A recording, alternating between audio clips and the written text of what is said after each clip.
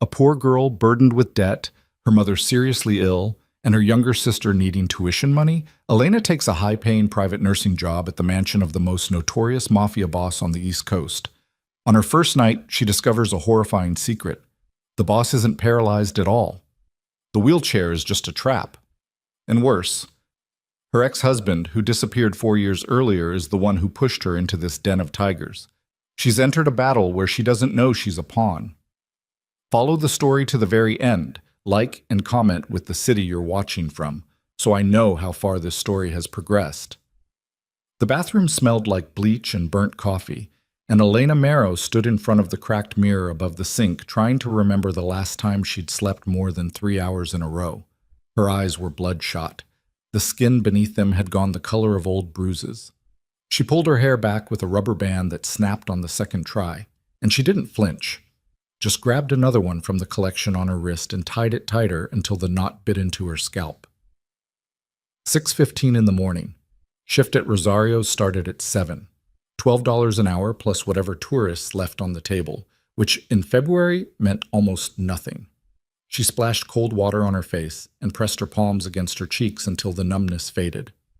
In the other room, her phone buzzed on the nightstand. The third call from Memorial Sloan in 2 days. She already knew what they wanted.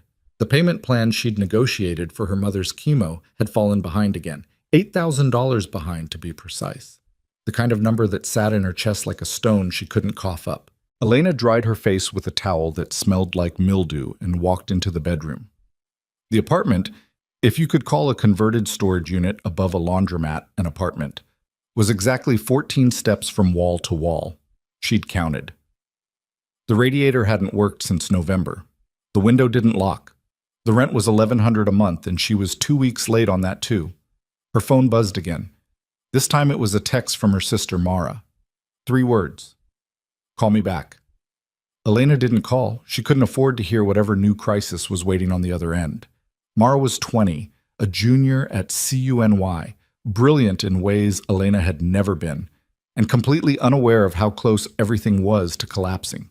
Elena had made sure of that. She'd built the lie carefully. Yes. Mom's doing better. Yes, the insurance is covering most of it. Yes, I'm fine. I picked up extra shifts. The lie had become a second skin she wore so naturally, she sometimes forgot where the truth underneath began. She grabbed her coat, a men's Carhartt she'd bought at Goodwill 3 winters ago, and stepped into the hallway. The stairs groaned under her weight. Outside, the city was gray and wet and indifferent, the way New York always was to people running out of time. The diner was 6 blocks east. She walked fast, head down, hands shoved deep in her pockets. Somewhere between 3rd and Lexington, she passed a man sleeping under a flattened cardboard box, and the thought that crossed her mind wasn't pity. It was math. How many missed paychecks between her and that cardboard? The answer was 2, maybe 1.5. Rosario's was already half lit when she arrived. Manny, the cook, was scraping the grill with a putty knife. He looked up, nodded once, went back to scraping. That was the extent of their morning ritual. Elena tied on her apron, checked the sugar dispensers, wiped down tables that were already clean because she'd wiped them last night before closing. The motions were automatic, mechanical, the kind of routine that kept your hands busy while your mind chewed on itself. It was during the dead stretch between breakfast and lunch, the hour when the only customer was an old man reading a Romanian newspaper and nursing the same cup of decaf he ordered every day, that Elena pulled out her phone and opened the job listing again. She'd found it 2 nights ago on a nursing staffing board she checked obsessively. Private residential care. Live-in position. Compensation. $15,000 per month. $15,000 per month. She'd read it 6 times. She'd closed the browser, opened it again. Read it 6 more times. The posting was sparse. Wealthy private client, estate location disclosed upon hiring, prior nursing credentials required, discretion mandatory. No agency name, no photo. Just a phone number with a 917 area code and a note at the bottom. Immediate start. Background check waived for qualified candidates. Everything about it screamed wrong. The money was absurd. The waived background check was a red flag the size of a billboard, and the word discretion in a job listing usually meant you'd be doing something you couldn't talk about later. Elena knew all of this. She understood the calculus of desperation well enough to recognize when she was being irrational. But $15,000 a month would cover her mother's treatment. It would cover Mara's tuition. It would pull her back from the edge of the cardboard box on 3rd and Lexington. She called the numbers during her break, standing in the alley behind the diner where the dumpsters leaked something foul onto the concrete. The phone rang twice. A woman answered. Professional, clipped, no warmth. Stafford Staffing Solutions. How may I direct your call? I'm calling about the private nursing position, the live-in one. A pause, the sound of typing. Your name? Elena Marrow. Nursing credentials? RN. Licensed in New York. 4 years at Mount Sinai before I... She stopped.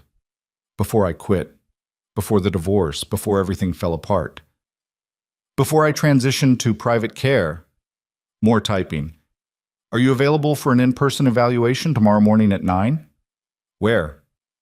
The address will be texted to you upon confirmation. Do you have reliable transportation? I'll get there.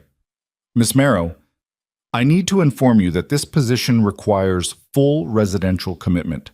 You would live on site, limited personal phone use, no unauthorized visitors. The client values privacy above all else. Is that acceptable? Elena looked at the dumpster. She looked at the grease-stained wall of the diner.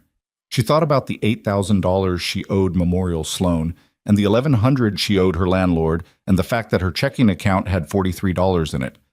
That's acceptable. The next morning, she borrowed Manny's car, a 2004 Civic with a cracked windshield and a passenger door that didn't open from the outside, and drove north. The address led her out of the city, past the suburbs, through stretches of old-growth forest that closed over the road like a tunnel. After 40 minutes, she turned onto a private road marked only by a stone pillar with no name. The road climbed for half a mile before the trees opened and Blackthorn Estate appeared. It was enormous, not in the way Manhattan penthouses were enormous, all glass and ego, but in the old way, the stone and iron way that said this land had been owned and defended for generations. The main house was 3 stories of dark granite with narrow windows that watched the driveway like suspicious eyes. A circular motor court framed a dead fountain. To the east, a carriage house had been converted into what looked like a security station. She could see the blue glow of monitors through the windows. To the west, a walled garden stretched toward a tree line that vanished into morning fog. 2 men stood at the front entrance. Both wore dark suits. Both had the build of people who hurt other people professionally. One of them stepped forward as Elena parked. Miss Marrow? Yes. ID, please. She handed over her driver's license. He studied it, compared it to something on his phone, handed it back. His partner opened the front door without a word. Inside, the house smelled like old wood and something else, something chemical and faintly sweet, like the antiseptic they used in hospital corridors. The foyer was massive. A staircase curved upward into shadow. Oil paintings lined the walls. Not the decorative kind you bought to fill space, but real ones, dark and old, faces watching from centuries of varnish. A woman appeared from a side corridor. Mid-50s, silver hair pulled back tight, wearing a charcoal blazer that fit like armor. Her face was professionally blank. Miss Marrow, I'm Mrs. Calloway. I manage the household. Follow me, please. Elena followed. They moved through hallways floored in marble so polished she could see her own reflection walking beneath her. Past a library with floor-to-ceiling shelves. Past a dining room with a table long enough to seat 20. Past a kitchen where 2 staff members worked in silence, not looking up. Mrs. Calloway stopped in front of a set of double doors on the 2nd floor. She turned to Elena with an expression that might have been sympathy or might have been a warning. Mr. Viscari is inside. He'll conduct the interview himself. A few things before you enter. Do not touch him without permission. Do not raise your voice. Do not ask personal questions unless he invites them. And do not, under any circumstances, show pity. He'll dismiss you immediately. Understood. Mrs. Calloway opened the doors. The room was a private suite the size of Elena's entire apartment building. Floor-to-ceiling windows overlooked a valley still heavy with morning mist. The furniture was dark leather, heavy, masculine. Bookshelves lined 2 walls. A fireplace large enough to stand in dominated the far end, and in front of it, Facing the windows with his back to the door sat a man in a wheelchair. Lucien Vescari. Elena had spent the previous night reading everything she could find about him. Most of it was rumor wrapped in tabloid speculation. East Coast crime lord, built an empire from the ruins of his father's failed organization. Survived 3 assassination attempts. The last one, 18 months ago, had reportedly shattered his spine and left him paralyzed from the waist down. Since then, he'd retreated behind these walls, running his operations through lieutenants and encrypted channels, a ghost king ruling from a chair he couldn't leave. He turned the wheelchair to face her. The motor hummed softly on the hardwood. He was younger than she'd expected. Mid-40s, maybe. Dark hair cut close, threaded with early gray at the temples. A face built from sharp angles, jaw, cheekbones, brow, all of it carved hard like something designed to intimidate before a word was spoken. His eyes were nearly black, and they found hers with a directness that made her stomach clench. He wore a dark sweater pushed to the elbows. His forearms were thick, corded with veins, and she could see the edges of scars crawling from beneath the fabric, pale ridges against olive skin. He didn't smile. He didn't greet her. He simply looked at her the way a surgeon looks at an X-ray, reading fractures invisible to everyone else. "Sit down, Ms. Marrow." His voice was low, unhurried, with the faintest trace of an accent she couldn't place. She sat in the leather chair across from him. Her hands were steady. She made sure of that. "You're an RN. Licensed 2017. Mount Sinai, surgical floor, 3 years. Resigned. Not terminated. Then 18 months of nothing before you surfaced at 2 home care agencies, both of which you left within 4 months. Now you're waitressing." He recited her history without looking at any notes. "Why did you leave Mount Sinai?" "Personal reasons." "That's not an answer." "It's the one I have." Something shifted in his expression. Not anger, interest. He tilted his head slightly, the way a predator tilts when prey does something unexpected. "Your mother is Helen Marrow, stage 3 breast cancer, currently receiving treatment at Memorial Sloan Kettering. Outstanding balance of $42,000, of which $8,000 is past due. Your sister, Mara, is a junior at Cooney Hunter. Tuition covered partially by scholarship, partially by loans co-signed by you. You were evicted from your apartment on East 119th Street 6 weeks ago for non-payment. You've been sleeping in the break room at your restaurant when the owner allows it, and in your borrowed car when he doesn't." Each fact landed like a slap. Elena's jaw tightened, her fingernails pressed into her palms. "You ran a background check." "I ran considerably more than that." He let the silence sit. "Your ex-husband is Adrian Vale, married 2018, divorced 2021. He disappeared shortly after you lost your pregnancy at 5 months. No forwarding address, no contact since." The room tilted. Elena felt the blood drain from her face and fought to keep it from showing. The pregnancy, the miscarriage, the 2 things she'd buried so deep she'd almost convinced herself they'd happened to someone else. "Why are you telling me this?" "Because I need you to understand something before we go any further." Lucian's hands rested on the armrests of the wheelchair. His fingers were long, precise. The kind of hands that could sign documents or break bones with equal facility. "I don't hire people I don't know, and I know you, Miss Marrow, better than you're comfortable with. The question is whether that discomfort is something you can survive." "I've survived worse." "I don't doubt it." He paused. "The position is straightforward. I require a private nurse to assist with daily physical care, bathing, medication management, mobility assistance. The work is not medically complex. What is complex is the environment. This house is not what it appears. The people in it are not what they appear. And the man you'd be caring for is not what the world believes him to be." "Meaning what?" He didn't answer immediately. Instead, he pressed a button on the armrest. Somewhere in the house, a lock clicked. Then another. Then silence. "Meaning, Ms. Marrow, that if you accept this position, your life outside these walls effectively ceases to exist until the terms of employment are fulfilled. You will be compensated generously. Your mother's treatment will be covered in full. Not by you, by me. Your sister's education will be funded through graduation. In return, you will live here, you will do your job, and you will not speak to anyone outside this estate about what you see, hear, or learn. Violation of those terms will result in consequences I'd rather not describe during a first meeting. The threat was casual, effortless, like a man mentioning the weather. Elena sat very still. Her instincts were screaming. Every rational part of her brain was cataloging exit routes, calculating how fast she could reach the car, mapping the distance to the front gate. But beneath the fear, something else was working, the cold arithmetic of survival, her mother's treatment, Mara's tuition, $42,000 in medical debt, the break room, the borrowed car, the cardboard box on 3rd and Lexington. What are the terms? 6 months minimum. After that, you're free to leave with full payment and no obligations. And if I want to leave before 6 months, then I'd strongly advise you not to accept. She held his gaze. Those black eyes gave nothing. No warmth, no cruelty, just a vast, calculating intelligence that weighed her the way a scale weighs gold, precisely, dispassionately, interested only in value. I'll take the job. Lucian nodded once. Mrs. Calloway will show you to your quarters. You start tonight.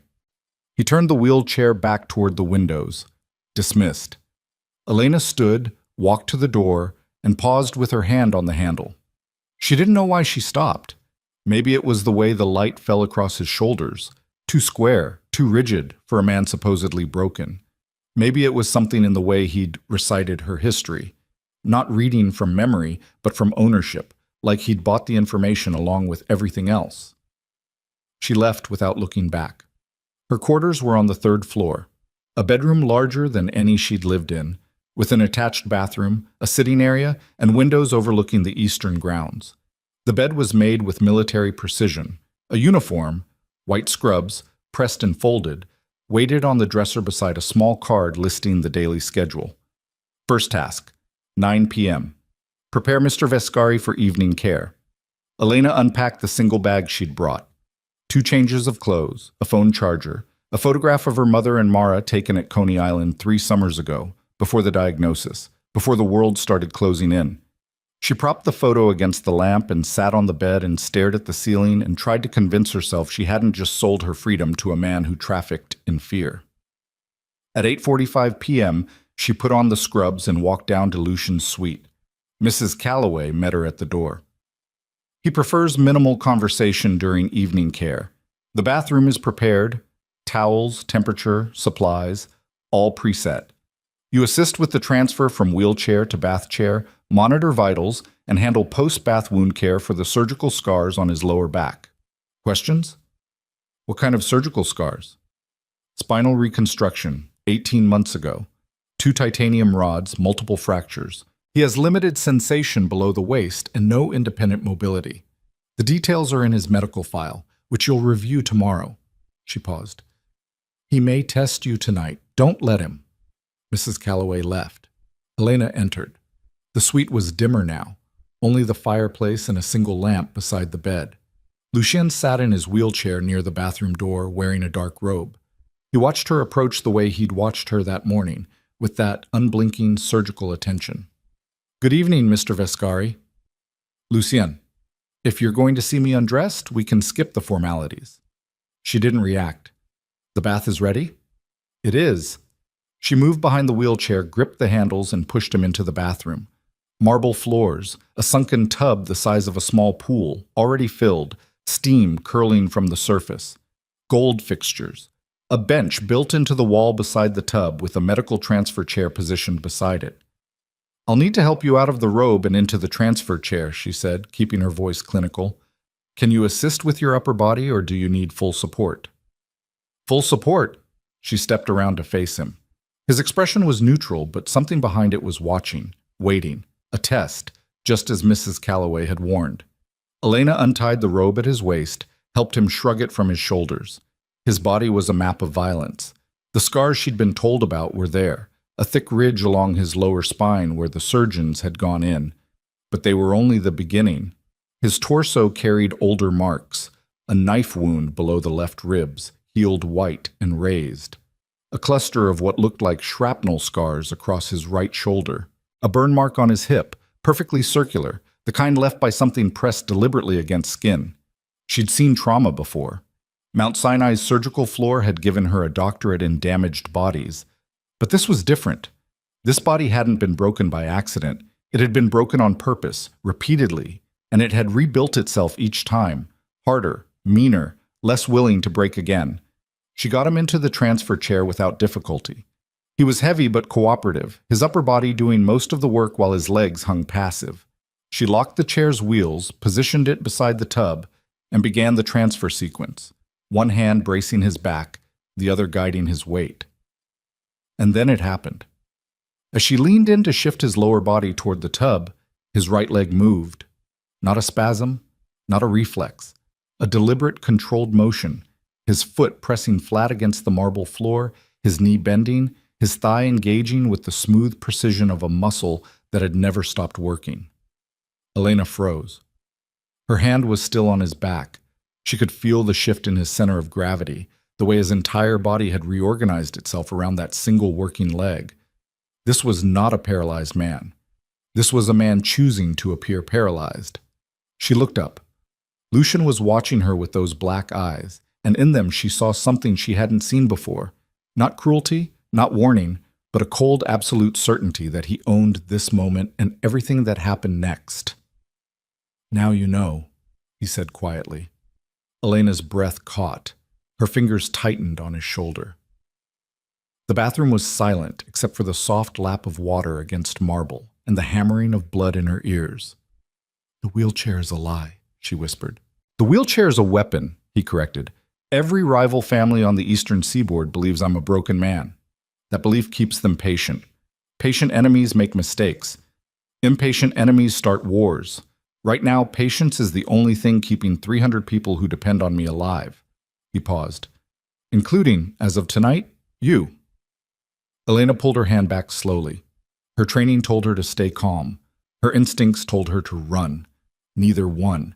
She simply stood there, caught between two versions of reality, the one she'd been sold and the one that had just risen from a wheelchair. "Why show me this?" "Because you need to understand what you've walked into, and because what I'm about to tell you is worse." He stood, fully, without effort, 6'2", broad-shouldered, his body moving with the controlled economy of a man who'd trained it to kill and to survive killing. He reached for the robe on the chair, pulled it on, and walked to the bathroom doorway. Elena hadn't moved. Her legs wouldn't cooperate. Lucian leaned against the frame and crossed his arms. "Your ex-husband, Adrian Vale. You believe he disappeared 4 years ago. He didn't. He resurfaced 11 months ago as an operational asset for the Morelli Syndicate, the organization that has been trying to dismantle my empire for the last decade. 3 months ago, Adrian's handlers placed a job listing on a nursing staffing board, a listing designed for one specific person, a woman with nursing credentials, crushing debt, and a connection to Adrian that could be exploited. The room spun. Elena grabbed the edge of the transfer chair to steady herself. "You were never hired by accident, Ms. Marrow. You were placed inside my home by the people who want me dead. And the man who placed you here is the same man who walked out of your life after you lost your child." Elena's vision narrowed. The marble walls closed in. She could hear her own heartbeat now, thick and wrong, filling the space between his words. "Adrian put me here?" "Adrian's handlers put you here. Whether Adrian himself knows the full scope of what they've planned for you, that I haven't yet determined." Lucian's voice hadn't changed. Still low, still controlled, but there was something underneath it now. Not sympathy, but recognition. The look of a man who understood exactly what it felt like to discover you'd been used by someone you trusted. "What do they want me to do?" "That's what we're going to find out." He straightened from the doorframe. "But first you have a choice. You can leave right now. I'll have a car take you back to the city. Your mother's next treatment is already paid. Consider it a severance gift. You walk away, you forget this house, you forget my name, and you pray that the Morelli family loses interest in you before they find another use." "And if I stay?" Lucian's eyes held hers. In the steam and the low light, his scarred face looked almost gentle. But the gentleness was a trick of shadow, and she knew it. "If you stay, you become part of something you can't undo. You play the role they gave you, the devoted nurse, the obedient employee. While I find out exactly what Adrian and his masters are building, you'll be protected inside these walls. But outside them, you'll be a target for every faction in a war you didn't know existed. Elena thought about her mother in the hospital bed. She thought about Mara studying in the library, headphones on, unaware. She thought about the cardboard box and the break room and the $43 in her checking account. And she thought about Adrian, the man she'd loved, the man who'd held her hand in the emergency room while their baby's heartbeat disappeared from the monitor, the man who'd kissed her forehead and whispered, "We'll get through this," and then vanished 3 weeks later like smoke through a keyhole. Adrian had put her here. Adrian had used her. The rage came slow and deep, rising from a place she'd kept locked for 4 years. A place she'd convinced herself was grief, but now understood had always been fury, waiting for a target. "I'm staying," she said. Lucian studied her for a long moment. Then he nodded once, the same curt nod from that morning, a gesture that sealed contracts and ended negotiations. "Then we begin tonight." He turned and walked into the dark corridor beyond the bathroom, moving silently on bare feet, his shadow stretching behind him like something alive. At the threshold, he paused without looking back. "And Ms. Marrow, from this point forward, everything you see in this house, every word spoken in these rooms, every secret that moves through these walls, belongs to me, including yours." He disappeared into the darkness. Elena stood alone in the marble bathroom, steam curling around her, her reflection fractured across a dozen polished surfaces. She looked at herself, scrubs, rubber band in her hair, hands still trembling at her sides, and didn't recognize the woman staring back. Somewhere below, a door locked, then another, then another. The house was sealing itself around her, and deep in the walls of Blackthorn Estate, something she couldn't yet name had already begun to move. The lock clicked at midnight. Elena heard it from her bed, a single metallic snap somewhere in the walls, like the house resetting its bones after a long day. She was still dressed. She hadn't tried to sleep. She'd sat on the edge of the mattress for the better part of 2 hours with her back straight and her hands folded between her knees, running the same loop of thoughts until the track wore smooth and she couldn't feel them anymore. Adrian put her here. She kept circling back to that, not the wheelchair, not the crime empire, not the polished marble, or the men in suits, or the voice that delivered threats like weather reports. Adrian. The man who'd cried in the hospital hallway.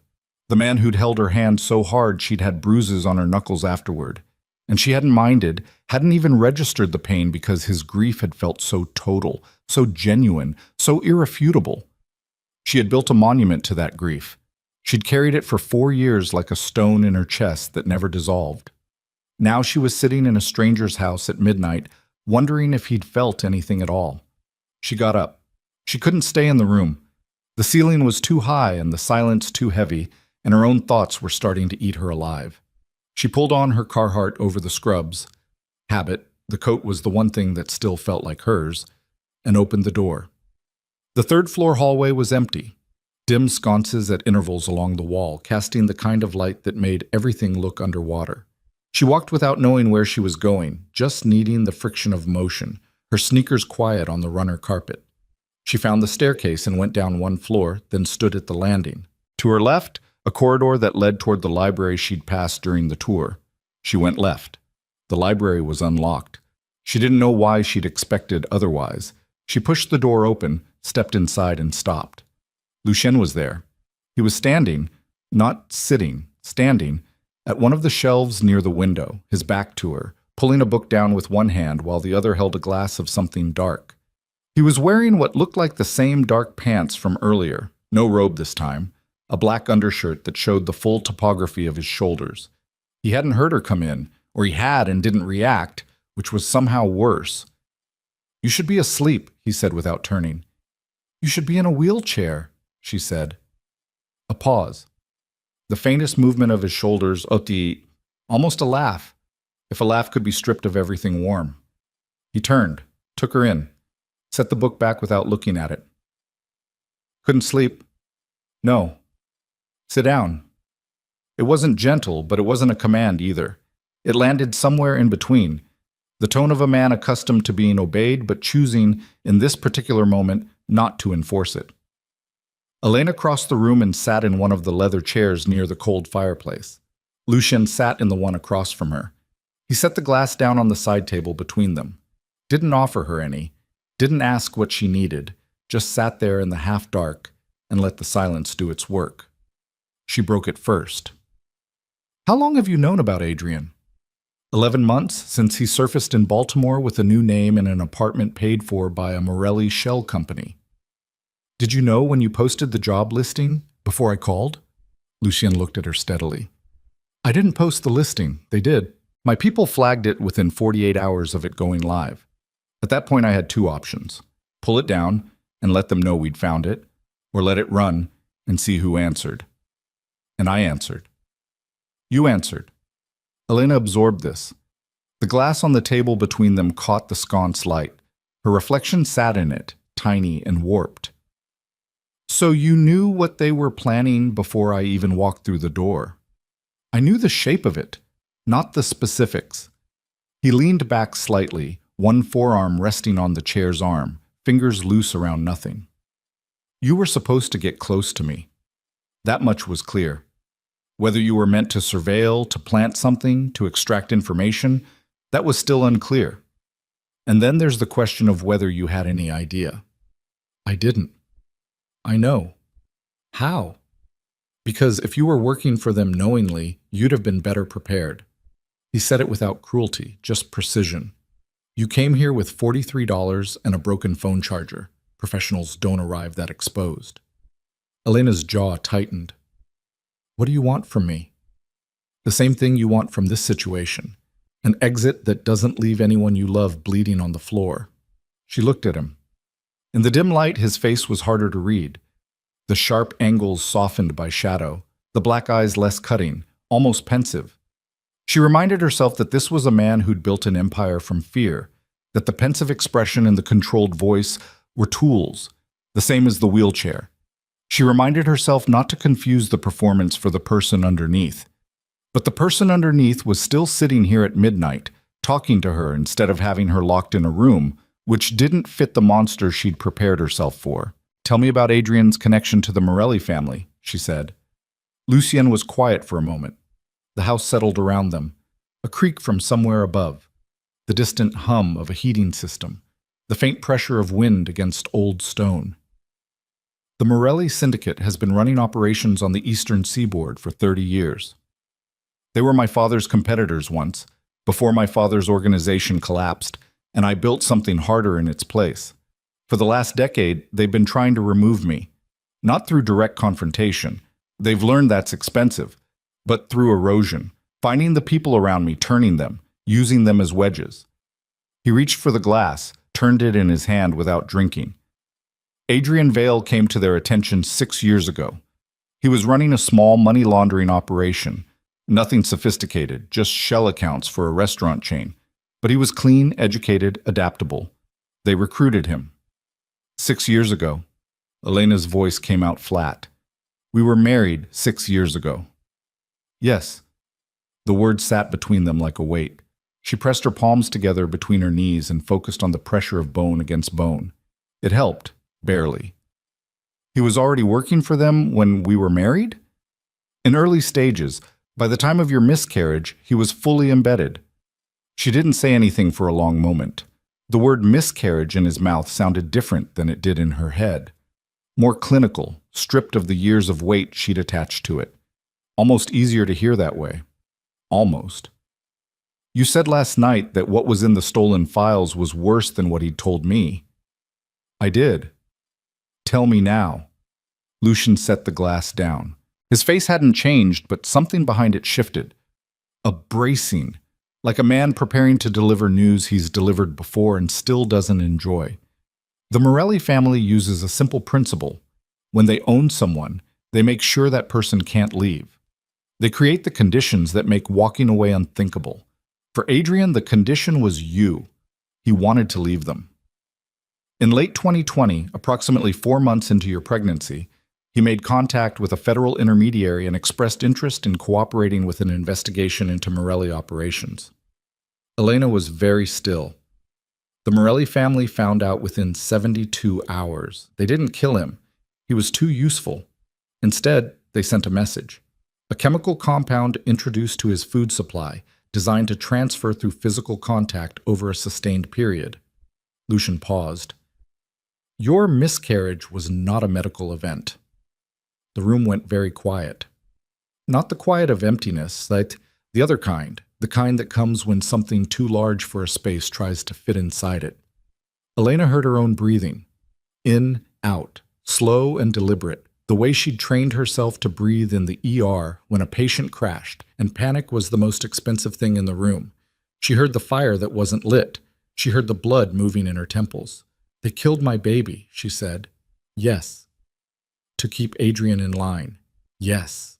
And he knew. Lucian didn't answer immediately. He watched her with those black eyes, and in them she saw what he was doing. Not savoring this, not weaponizing it, but watching her the way you watch someone absorbing an impact that might break them, waiting to see if they'd stay upright. Adrian was informed after the fact, he said. Once the compound had run its course and the outcome was assured, they told him what they'd done. And why. And he stayed. He stayed. Elena stood up. She didn't know she was going to until she was doing it. Up, out of the chair, 2 steps toward the fireplace, her back to him, both hands on the mantel. The stone was cold under her palms. She pressed down hard like she could push through it, or it could push back against her. Her lungs were doing something wrong. She couldn't get a breath down past the middle of her chest. Short, abbreviated pulls that weren't reaching anything. Behind her, Lucian didn't speak, didn't move. The silence wasn't indifference. It had a texture to it, a careful, deliberate restraint, like a man holding a door open and waiting. She got her breathing back in pieces. It took longer than she wanted. Why are you telling me this now? She said, still facing the fireplace. You could have waited, played it differently, used this as leverage later. I could have. But you didn't. No? Why? He was quiet long enough that she turned to look at him. He was watching the empty hearth, not her, one finger tracing the rim of the glass on the table. Because you agreed to stay in a house you should have run from. You deserve to know exactly what you stayed for. Elena stared at him. The answer didn't fit any of the categories she'd built for him in the last 24 hours. Ruthless operators didn't explain themselves. Men who used people didn't volunteer the information that made those people dangerous. She filed it. She didn't trust it yet, but she filed it. What do you need me to do? She said. For now? Your job, nothing more. The wheelchair, the daily care routine, the posture of a nurse in a private home. The staff reports back to me, but some of them have outside communication I haven't fully contained. We need the appearance to hold until I can identify exactly what Adrian's handlers are waiting for. And when you find out, then we use it against them.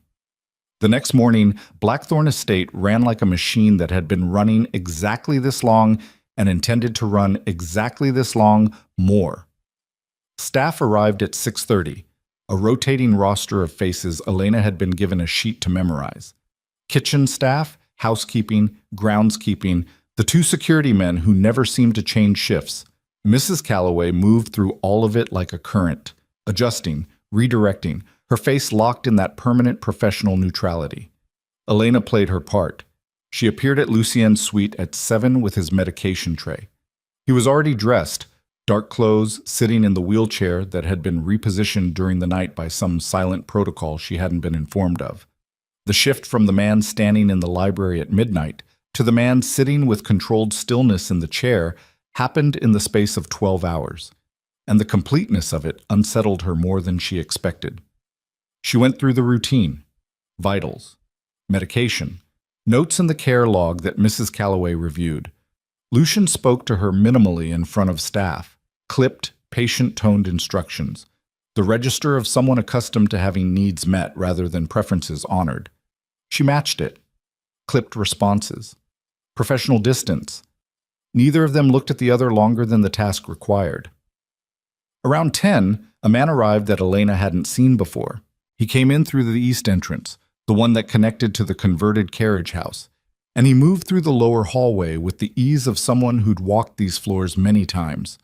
40s, broad, with a shaved head and a jaw like a poured foundation. He wore a good suit badly, the shoulders straining at seams that hadn't been cut for his build. He went directly to the study on the ground floor and closed the door. Elena was passing with fresh linens. She kept walking. At lunch, Mrs. Calloway intercepted her in the kitchen corridor. "Mr. Voss will be here through the afternoon," she said, without preamble. "He's a business associate. You won't interact with him unless absolutely necessary, and if he asks you questions, you answer only what pertains to Mr. Viscari's medical care, nothing else. Understood? He'll be joining Mr. Viscari for dinner. Your presence won't be required." Elena nodded and carried her linens upstairs. Through the landing window, she could see the motor court below. 2 additional vehicles had joined the fleet, both black, both idling, both with drivers who stayed behind the wheel. Not visiting, waiting. She went back to Lucien's suite at 3 for the afternoon care check. He was alone. The study door was still closed when she'd passed it.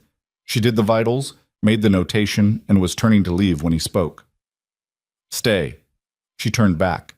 He was looking at the window. "Voss is my operations lieutenant.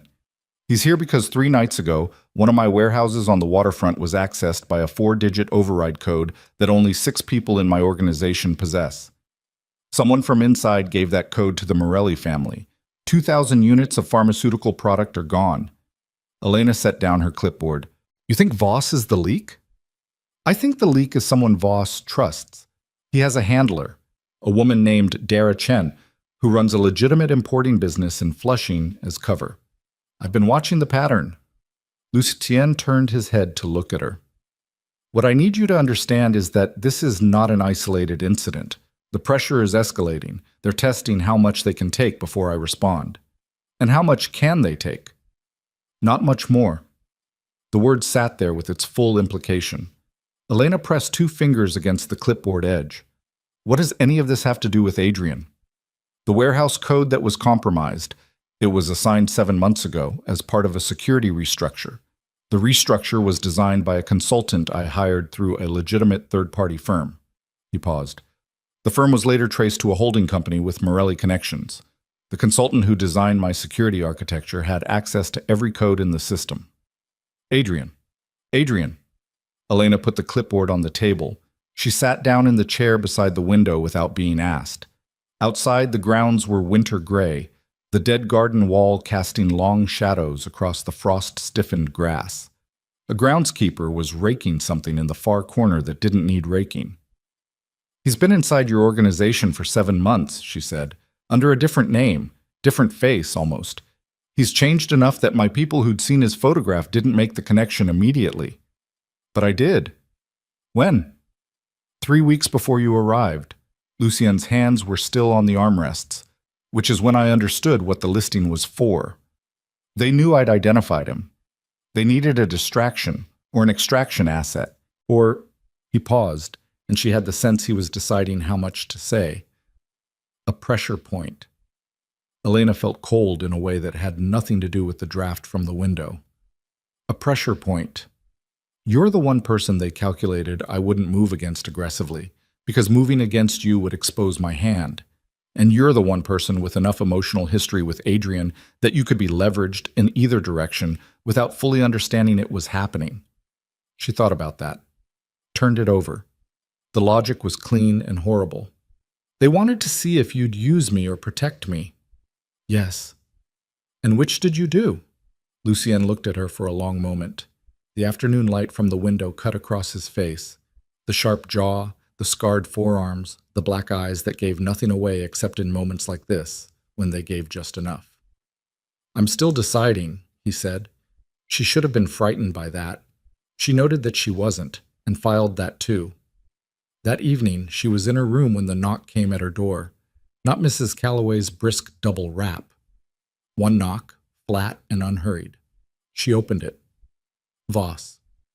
He was taller up close, 6'3", maybe. He smelled like cigarette smoke and something expensive trying to cover it. His eyes moved over her in a quick sweep. Not sexual, clinical. The kind of inventory a man takes when he's deciding whether something is a variable or a constant. "You're the nurse," he said. "I am. How's he doing?" The question was casual enough. The eyes weren't. They were watching her face with the specific attention of someone who would later catalog her reaction in a mental file marked useful or not useful. "He's stable," she said. "Responding well to the current care protocol." "He eating?"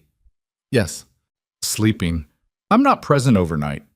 Voss nodded slowly. His hand was braced against the doorframe. "You're new?" "I started this week." "How'd you find the listing?"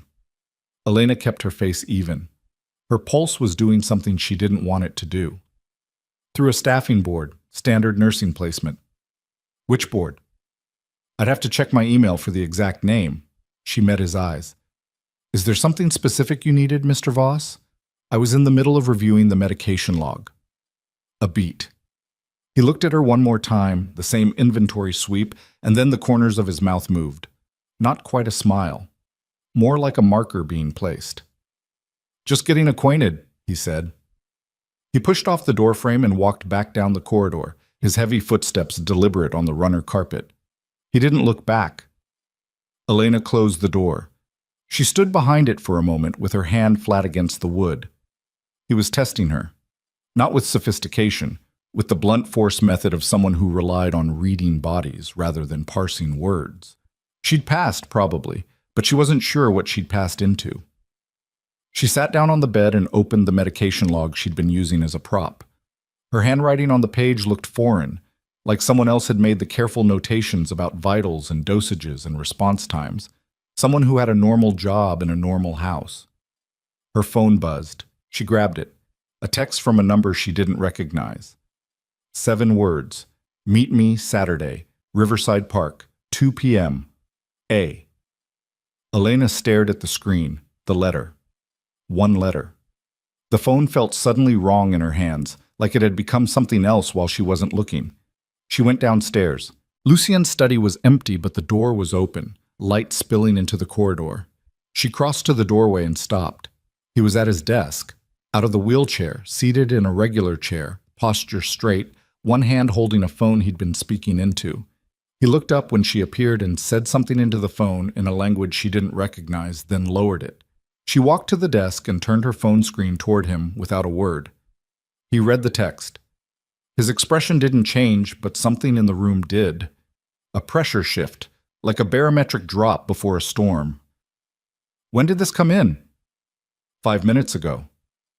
"You've never seen this number before?" "No." Lucien set her phone down. He leaned back in his chair and looked at the far wall the way he sometimes did, as if the wall contained a map only he could read. "He knows you're here," he said, which means his handlers know the placement worked. They're ready to begin the next phase. "What's the next phase?"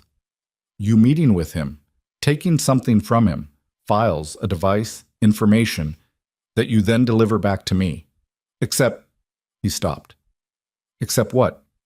"Except the files he gives you will be the files they want me to think I've taken from them. The meeting is a setup. Whatever Adrian hands you, it won't be intelligence on the Morelli family. It'll be a package designed to make me act against a target of their choosing. They've done this before." He paused.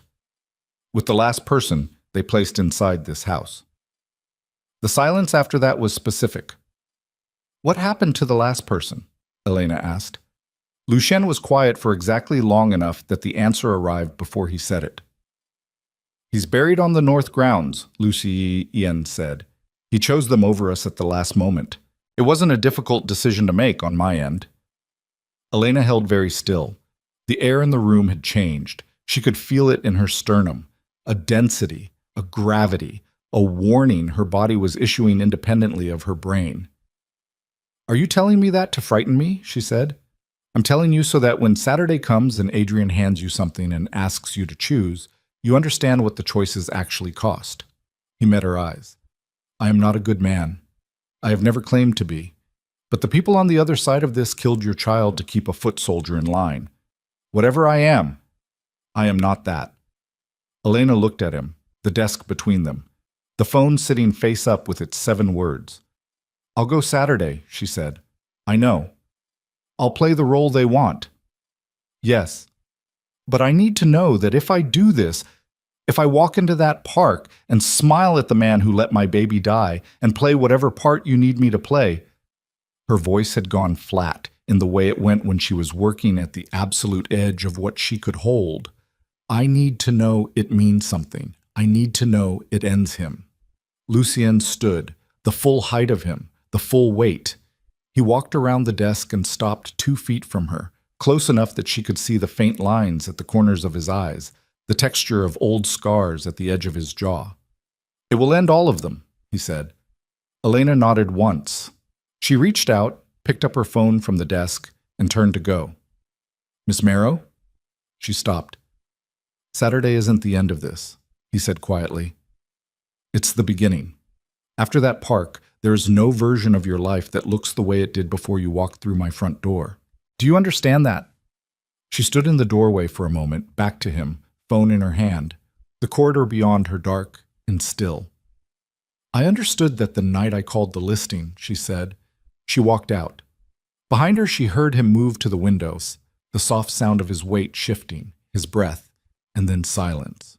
And somewhere in the north grounds beyond the glass, beneath frost-hardened earth, the last person who had stood at this same threshold and chosen wrong. 3 days before Saturday, Elena stopped sleeping. Not entirely. She'd drop for 90 minutes, maybe 2 hours, then surface hard with her heart already running, her body convinced something had happened while she was under. She'd lie in the dark of the third-floor room listening to the estate breathe around her. The pipes, the wind off the valley, the distant sound of shoes on gravel at intervals that told her the security rotation ran every 40 minutes, not the 60 Mrs. Calloway had mentioned during orientation. She filed that. She didn't know why. She filed everything now. Friday morning, she found a burner phone on her medication tray. No note.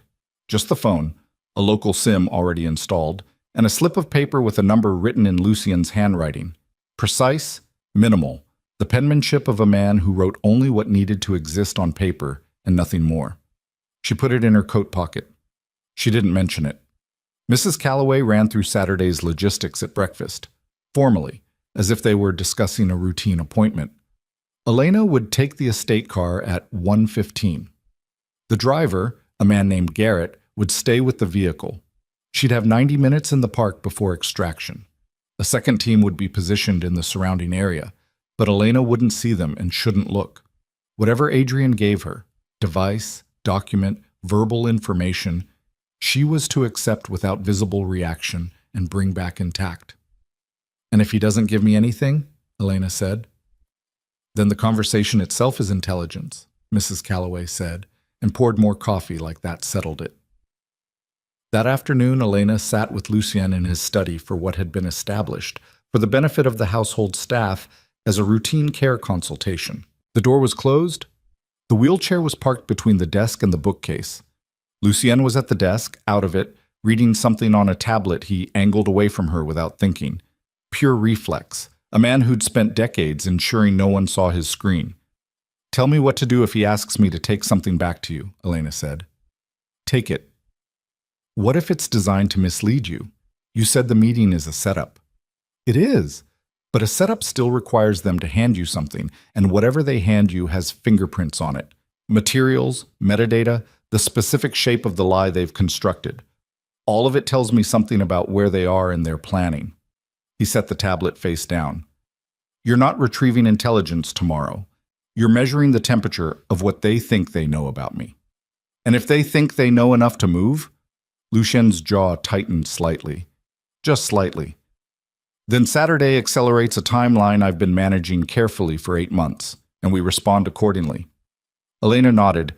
She was sitting straight in the chair with her hands in her lap, and she noticed she'd stopped crossing her arms the way she had in the first days here.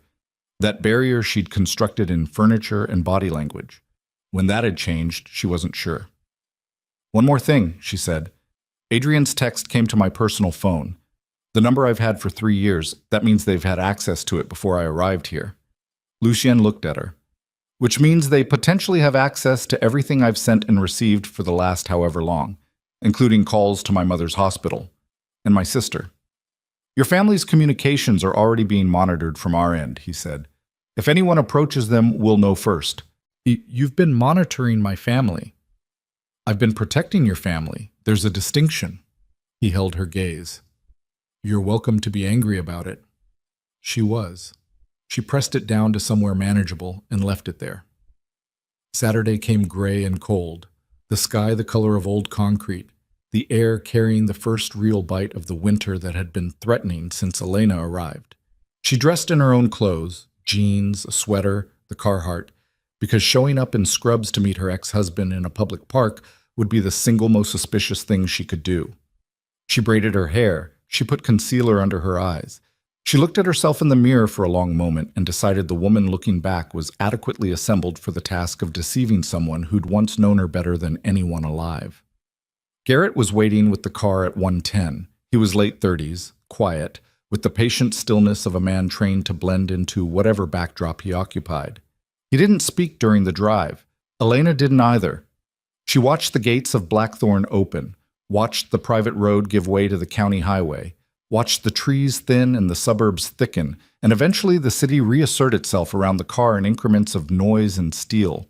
Riverside Park in February was almost empty. Dog walkers, a few committed joggers, a man sitting on a bench near the north end of the promenade with a coffee cup, watching the river. Adrian. She'd studied the photographs Lucien had given her, 2 surveillance images taken from a distance. Adrian in a gray coat outside a Baltimore parking garage.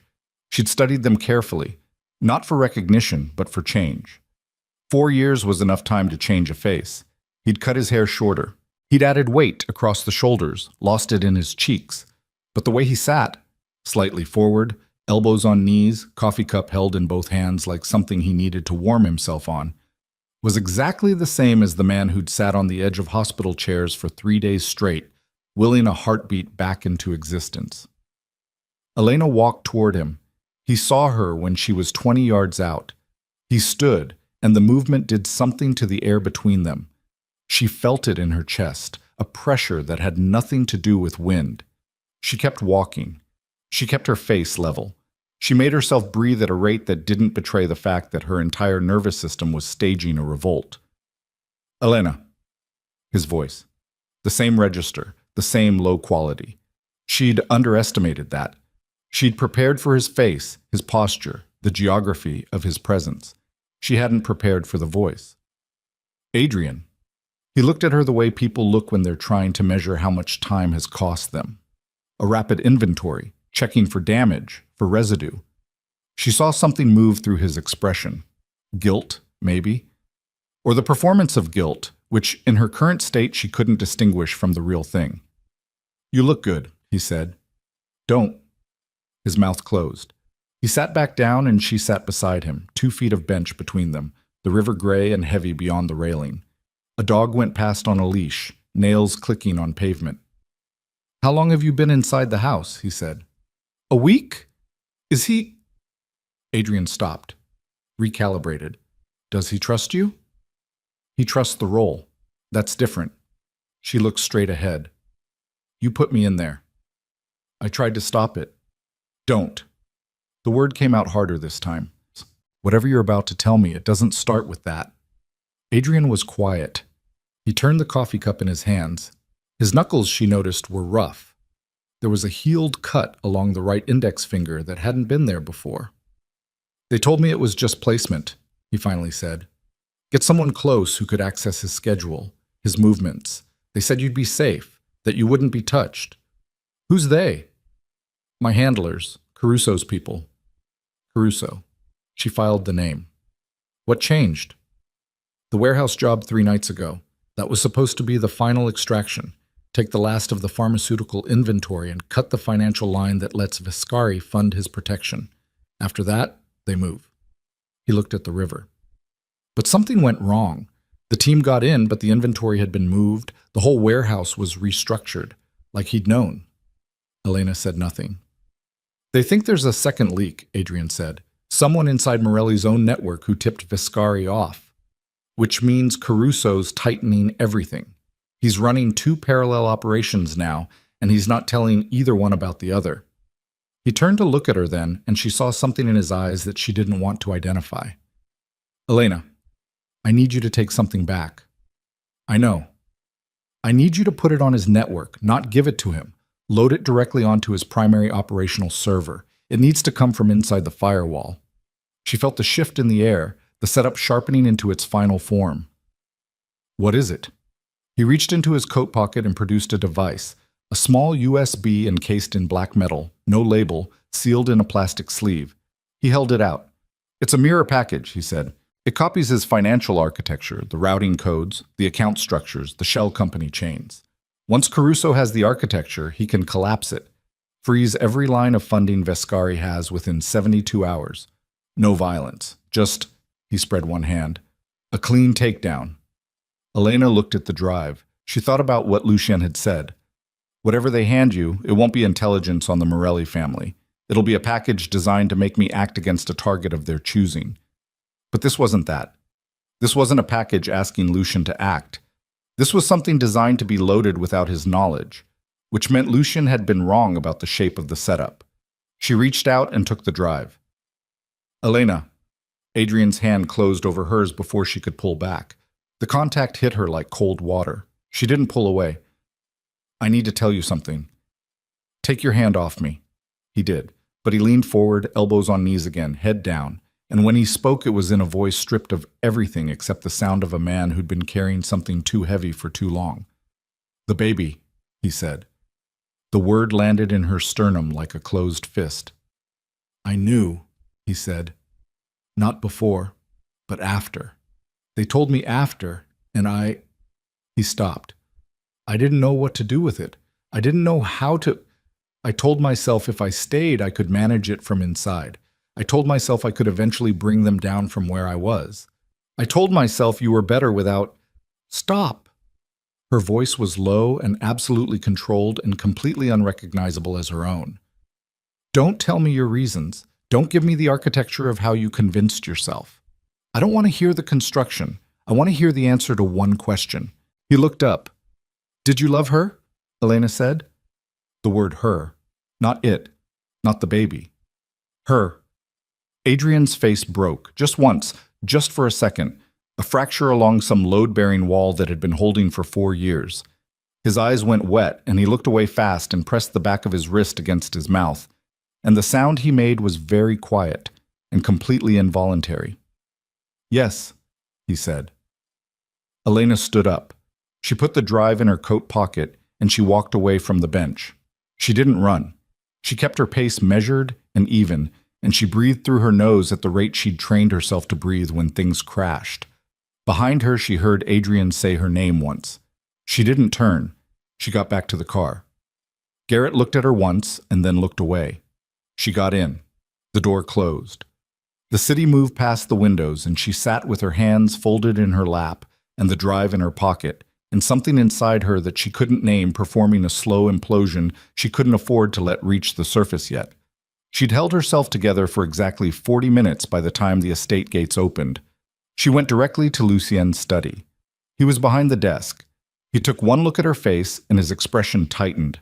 Not with concern, with alertness, the rapid recalibration of a man processing a variable that had shifted. She put the drive on the desk between them. It's not what you predicted, she said. It's not a package to make you act against a target. It's a mirror package. They want me to load it directly onto your primary operational server. It maps your financial architecture so they can collapse your funding in 72 hours. Lucien looked at the drive. He picked it up, turned it in his fingers, set it down. He was very still for a moment. He handed this to you directly. Yes. No intermediary, no dead drop. He put it in my hand himself. Lucien stood. He walked around the desk to the bookcase, ran one hand along a shelf without pulling anything out, just kneading the motion. His jaw was set. This isn't Caruso's standard protocol, he said, mostly to himself. He doesn't use assets for direct delivery. He uses cutouts, multiple cutouts. He stopped. Unless he wanted it traceable back to you. Elena went cold. What? If this drive is loaded onto my server from your access point, your presence in the house, your physical proximity to the network, Caruso doesn't just get my financial data. He gets documented proof that my own private nurse sabotaged me, which means if this ever goes to a court or to a rival faction looking for justification to move against what I've built, they have it. He turned. Adrian didn't give you a weapon against me. He gave Caruso a weapon against you. The room contracted. Elena sat down because her legs made the decision without consulting her. She pressed both palms flat on her thighs. Adrian knows this, she said. It wasn't a question. Lucien heard that and didn't answer it gently. Adrian knows this, he confirmed. The meeting in the park rearranged itself in her memory. Every word, every gesture, the way he'd leaned forward and gripped her hand, the manufactured fragility of the confession about the baby. Not a confession, a distraction. Something to drop into the emotional center of her attention while her hands held a device designed to put her in a position she couldn't explain away. She had loved him. That was the obscene, pathetic, inescapable fact. She had carried that man's grief for 4 years, and he had spent those years constructing a trap with her name on it. She was breathing through her nose again, short, controlled intervals. What do we do with the drive? She said. My technical team examines it first. If it's genuinely a mirror package, we reverse engineer it, build something that sends Caruso's own infrastructure map back when he tries to access mine. Lucien crossed back to the desk. But that's secondary. The primary problem is that Adrian now reports to his handlers that delivery was made. They'll expect network access within 24 hours. When they don't get it, they'll know the drive was intercepted. And then they move against you. Against us. He looked at her directly. You're inside these walls, Ms. Marrow. In Caruso's ledger, you're already compromised. Whether you loaded the drive or not is irrelevant to him at this point. You're either a failed asset or a turned one. Either way, you're a liability he'll want cleaned up. Clean up. 2 words with one implication. Elena felt the full weight of it settle. Not panic. She was past the register where panic lived. This was something colder, more structural. The understanding that the geometry of her situation had fundamentally changed and the previous map was useless. You said you've been managing a timeline, she said. 8 months. What's the timeline? Lucien was quiet. I've been inside your house for 9 days, she said. I've taken a drive from the man who used me as bait, brought it back to you, and now I'm a liability to a crime syndicate that is apparently very efficient at removing liabilities. I think I've earned past the point where you manage information about the timeline. Lucien looked at her for a long moment. Something moved behind those black eyes, not softening exactly, but a kind of assessment clicking over into a different register. He went to the desk drawer, pulled out a folder and set it in front of her. 11 months ago, when I identified Adrian, I made contact with a federal task force running a parallel investigation into Morelli operations. 24 agents, 18 months of case construction. They have financial records, communications intercepts, 2 cooperating witnesses from inside the syndicate's lower structure. He sat down. What they don't have is the operational command evidence, the direct linkage between Caruso and the crimes. Right now, everything they have stops 2 levels below him. He insulates himself from the dirty work through a chain of cutouts that's been legally bulletproof so far. Elena looked at the folder. She didn't open it. The drive, she said slowly. If your team reverse engineers it, it contains Caruso's direct communications logs. His architecture is built into the mirror package because the package has to know what it's mirroring. Every command protocol, every authorization code, every direct order Caruso has sent to his network for the past 6 months is embedded in the structural map of this drive. Lucien's voice was steady, but beneath the steadiness was something that had been waiting 8 months to say the next sentence. It's not just financial evidence, it's command evidence.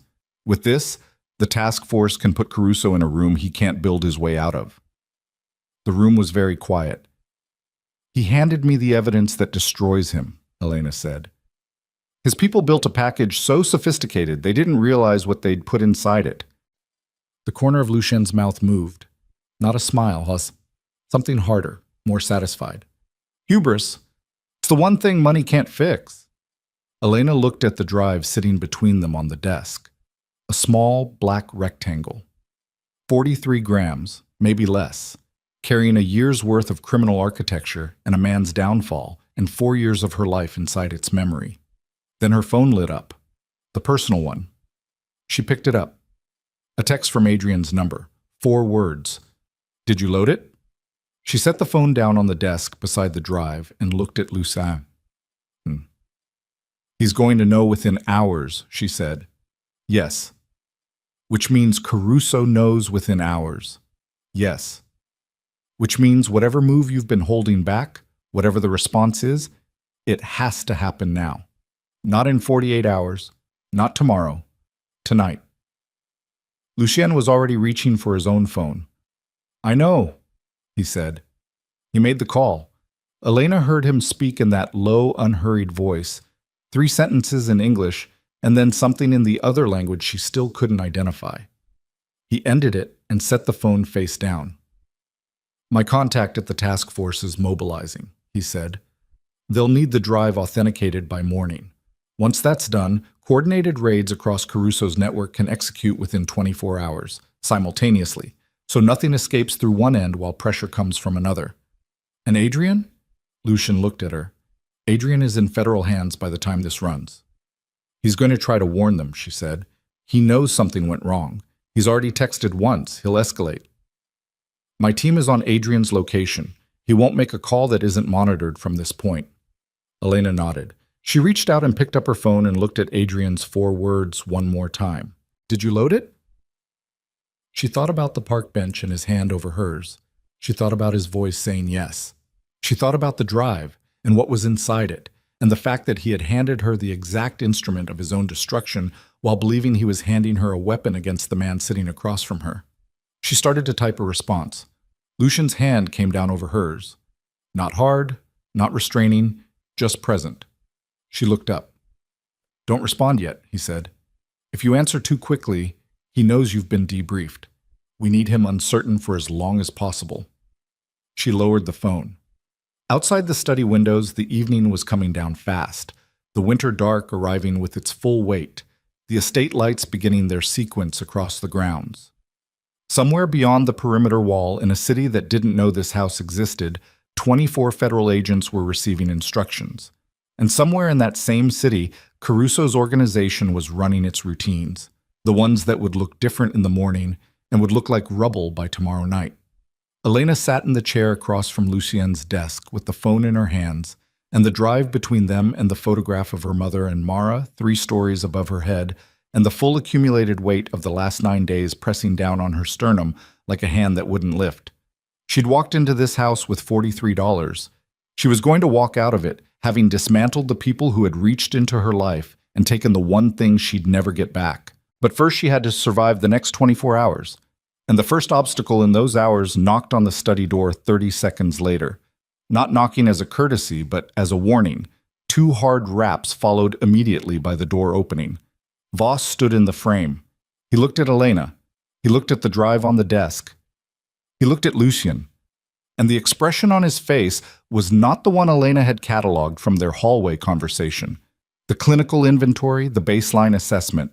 This was something else. This was a man who had already calculated something and was now confirming it. We've got a problem, Voss said. Lucien's voice came out absolutely flat. Close the door. Voss stepped inside and pulled the door shut behind him. He didn't sit. He stood with his hands at his sides and the weight of whatever he'd come to say visible in the set of his jaw. Dara Chen contacted me 40 minutes ago, he said. She's got a message from up the chain. Caruso knows the nurse is burned. He didn't look at Elena when he said it. He kept his eyes on Lucien, which was either professionalism or the specific caution of a man managing his own exposure. He's already moved. 2 of his people were at the access road 20 minutes ago. They're not scouting, they're positioning. Elena's hand tightened on the phone in her lap. And, Voss said, Dara told me something else. He paused, and in the pause, Elena heard something she hadn't expected. Reluctance. Not the performed reluctance of a man choosing his words for effect. The real kind. The kind that comes when a person is about to say something they can't take back. He looked at Lucien, and then, for the first time since he'd appeared in her doorway 2 days ago, he looked directly at Elena. Adrian Vale isn't working for Caruso, Voss said. He never was. Caruso is working for him. The silence that followed was absolute. Elena heard her own heartbeat. She heard the wind outside the windows. She heard Lucien's controlled exhale, which told her more than anything else that this was not information he had already processed, already filed, already... The silence lasted 4 seconds. Elena counted them because her brain did that when everything else shut down. Defaulted to measurement, to the one thing that felt like control when control had left the building entirely. Lucien moved first. He stood from the desk in a single motion, no hesitation, no transition, the wheelchair forgotten in the corner like the prop it was. He crossed to Voss in 5 steps and stopped close enough that Voss had to hold his ground deliberately. Say that again. Voss didn't flinch. Adrian Vale is the money. Caruso is operational muscle. The whole syndicate structure, the shell companies, the import chains, the pharmaceutical network. It's Adrian's architecture. Has been for 3 years. Caruso runs the day-to-day, but Adrian owns the ledger. He's the one with the banking relationships. He's the one with the foreign accounts. Remove Caruso and you lose a lieutenant. Remove Adrian and the whole thing collapses. Elena heard herself make a sound. Not a word. Just a sound, low and involuntary. The kind that escapes before the mind can stop it. Lucien turned to look at her. For exactly 1 second, his expression was unguarded. Not soft, but present, registering something he didn't have language for in this room at this moment. Then it locked back down. How long has Dara known this? He said, turning back to Voss. She says she found out 6 weeks ago. She was keeping it as leverage. Against whom? Against you. Voss's jaw was tight. She thought if Caruso went down and she still had the information about Adrian, she could negotiate her way into a protected position. But she's telling you now. Because Caruso's men are outside the gate and she doesn't think protected positions exist anymore tonight. Voss exhaled hard through his nose. She's scared, and she's cutting loose everything she's been holding. Lucien turned away from Voss. He walked to the window. Outside, the grounds were lit at intervals, pale cones of security light on frost-hardened grass. Elena couldn't see the access road from here. She couldn't see the men Voss had described, but she could feel them the way you feel weather before it arrives, a pressure in the air that the body registers before the mind catches up. She looked down at her phone. Adrian's text still on the screen. Did you load it? 3 hours ago, that question had meant one thing. Now it meant something else entirely. Adrian wasn't a middleman. Adrian wasn't a recruited asset who'd gotten in too deep. Adrian had built the machine. He'd sat beside her in that park with his manufactured grief and his dead eyes and his hand over hers, and he was the one running the organization that had killed their child to keep him motivated. The rage that moved through her then was so clean it almost felt like calm. The drive, she said. Both men looked at her. The drive has Caruso's command architecture, but if Adrian is the actual principal, if he's the one at the top, then the drive has his architecture too. His name is on everything Caruso touched because Caruso was executing his orders. She stood up. You said the task force needs command evidence linking Caruso directly to the crimes. They actually need it linking Adrian, and it's already in our hands. Lucien looked at her for a long moment. The calculation behind his eyes was visible, rapid, thorough, the kind of thinking that happened in the space other people used for breathing. She's right, Voss said. I know she's right. Lucien crossed back to the desk. He picked up the drive, held it for a second, set it down. The problem is the timeline just collapsed. Caruso's men outside the gate aren't surveillance. They're a response team. Someone in Adrian's network already knows the drive didn't load. They're not waiting for confirmation. They're cleaning up in real time. Elena's phone vibrated. She looked at the screen. A call. Adrian's number. The three of them looked at it. Answer it, Lucien said. And say what? Keep him on the line. 20 seconds minimum. He was already moving toward the bookcase, pressed something on the third shelf, a recessed panel she hadn't seen in 9 days of living in this house, and it swung open to reveal a shallow alcove with a secondary communications setup, a laptop, a handset, 2 mounted screens showing exterior feeds. He dropped into the seat and started working. Elena answered the call. I've been waiting. Adrian's voice. Flat now. The warmth from the park bench completely gone, like it had never existed, like she'd imagined the wetness in his eyes and the hand over hers. This was the other register, the one that ran the machine. The access was more complicated than I expected, she said. Her voice came out even. She was surprised. Security protocols on the server. I need another few hours. You don't have a few hours, Elena. Then I need you to tell me what changed. A pause. Outside, she heard something. A sound at the far edge of the property, low and hard to place. She kept her eyes on the back of Lucian's head. What changed is that I know you're in the room with him right now, Adrian said. I know you handed him the drive instead of loading it. And I know that you've been working for him since before you answered the listing. The floor moved, just slightly. A wobble of reality. That's not... Don't. One word. Absolute. I built the system that placed you there, Elena. I've been reading your biometrics since day one. Heart rate monitor embedded in the scrubs. Every time you were in his presence, your rate elevated in a pattern inconsistent with professional nursing care.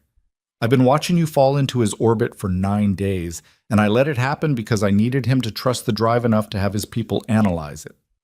The scrubs. She looked down at herself. She was wearing her own clothes. Had been since this morning.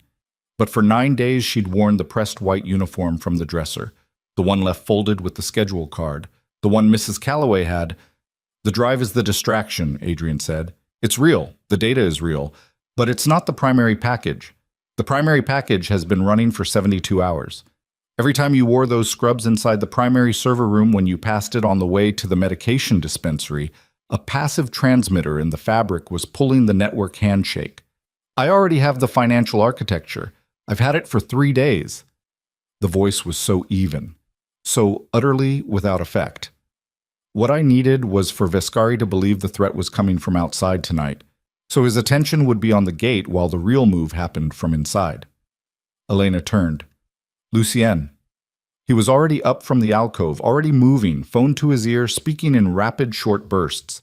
His face had the locked quality of a man running 12 calculations simultaneously and not liking any of the outputs. Your network is already compromised, Adrian said into her ear. What happens in the next 30 minutes determines whether Vescari survives the night or doesn't. And Elena, a pause, brief and precisely placed. I'd recommend not being in that house when it goes dark. The call ended. Elena lowered the phone. The room had changed temperature. Or maybe she had. He says he already has the financial data, she said. The scrubs had a transmitter, 3 days of passive extraction through the server room corridor. Lucien was on his second call. He held up one hand. Wait. She waited. He spoke 4 sentences, ended the call, and turned to Voss. Lock the East Wing. Get Renner and his team on the internal network hub right now. I need eyes on every active data connection in the building, and I need them in the next 4 minutes. Voss was already moving. Door, corridor, gone. Lucien looked at Elena. He told you to get out of the house. Yes. Are you going to? She looked at him steadily. Are you going to ask me to? Something moved across his face. He turned back to the communications alcove. Then stay close and don't make decisions without telling me first. The next 8 minutes were the most compressed of Elena's life. She tracked them in fragments. Renner, a compact man she'd seen twice in the hallways and filed his IT, appearing in the study doorway with a tablet, his face the color of wet paper, telling Lucien in clipped technical language that, yes, there was an anomalous outbound data signature that had been running for 68 hours on a frequency that bypassed standard monitoring because it was operating below the detection threshold of their sweep protocols. Lucien listening with absolute stillness, asking 2 questions. Both answered in ways that tightened his jaw. Elena standing at the window watching the exterior feeds on the alcove screens. The access road feed showed 2 vehicles, dark SUVs, parked at angles that blocked the road in both directions. Not Caruso's response team. Adrian's. Voss returning. East Wing is locked, but there's a problem. He looked at Lucien with the specific expression of a man delivering the one piece of information he'd hoped not to deliver. Mrs. Calloway is not in the building. Lucien was still for 1 full second. Where is she? Her car is gone from the garage. She left in the last 90 minutes, best estimate. The room reassembled itself around this new geometry. Mrs. Calloway. The silver hair and the charcoal blazer and the schedule card folded beside the pressed white scrubs on the dresser. Mrs. Calloway, who had set up Elena's room, who had handed her the uniform, who had run the household with the precision of someone who knew exactly where every moving piece was. She placed the transmitter, Elena said. She placed everything, Lucien said. His voice was very quiet. The quieter his voice got, Elena had learned, the more dangerous the thing he was containing. He pulled out his phone and made a call that rang once before connecting. He spoke without preamble. "It's tonight. Everything we discussed. Execute now. Don't wait for the morning window." A response she couldn't hear. "I know the drive is incomplete. Use what you have. The supplementary data will be delivered before dawn, or not at all." He ended the call. "The task force," Elena said. "They're moving. But the coordinated raids were planned for dawn. Maximum disruption. Minimum escape window. Moving it up by 6 hours means some of the secondary targets will have time to scatter." He looked at her. "But if we wait until dawn, Adrian's financial extraction is complete, and he moves whatever's left of his assets out of reach before the raids touch them. So we move now and accept that some of them get away. Some of them get away either way. The question is whether Adrian gets away." He picked up the drive from the desk, held it.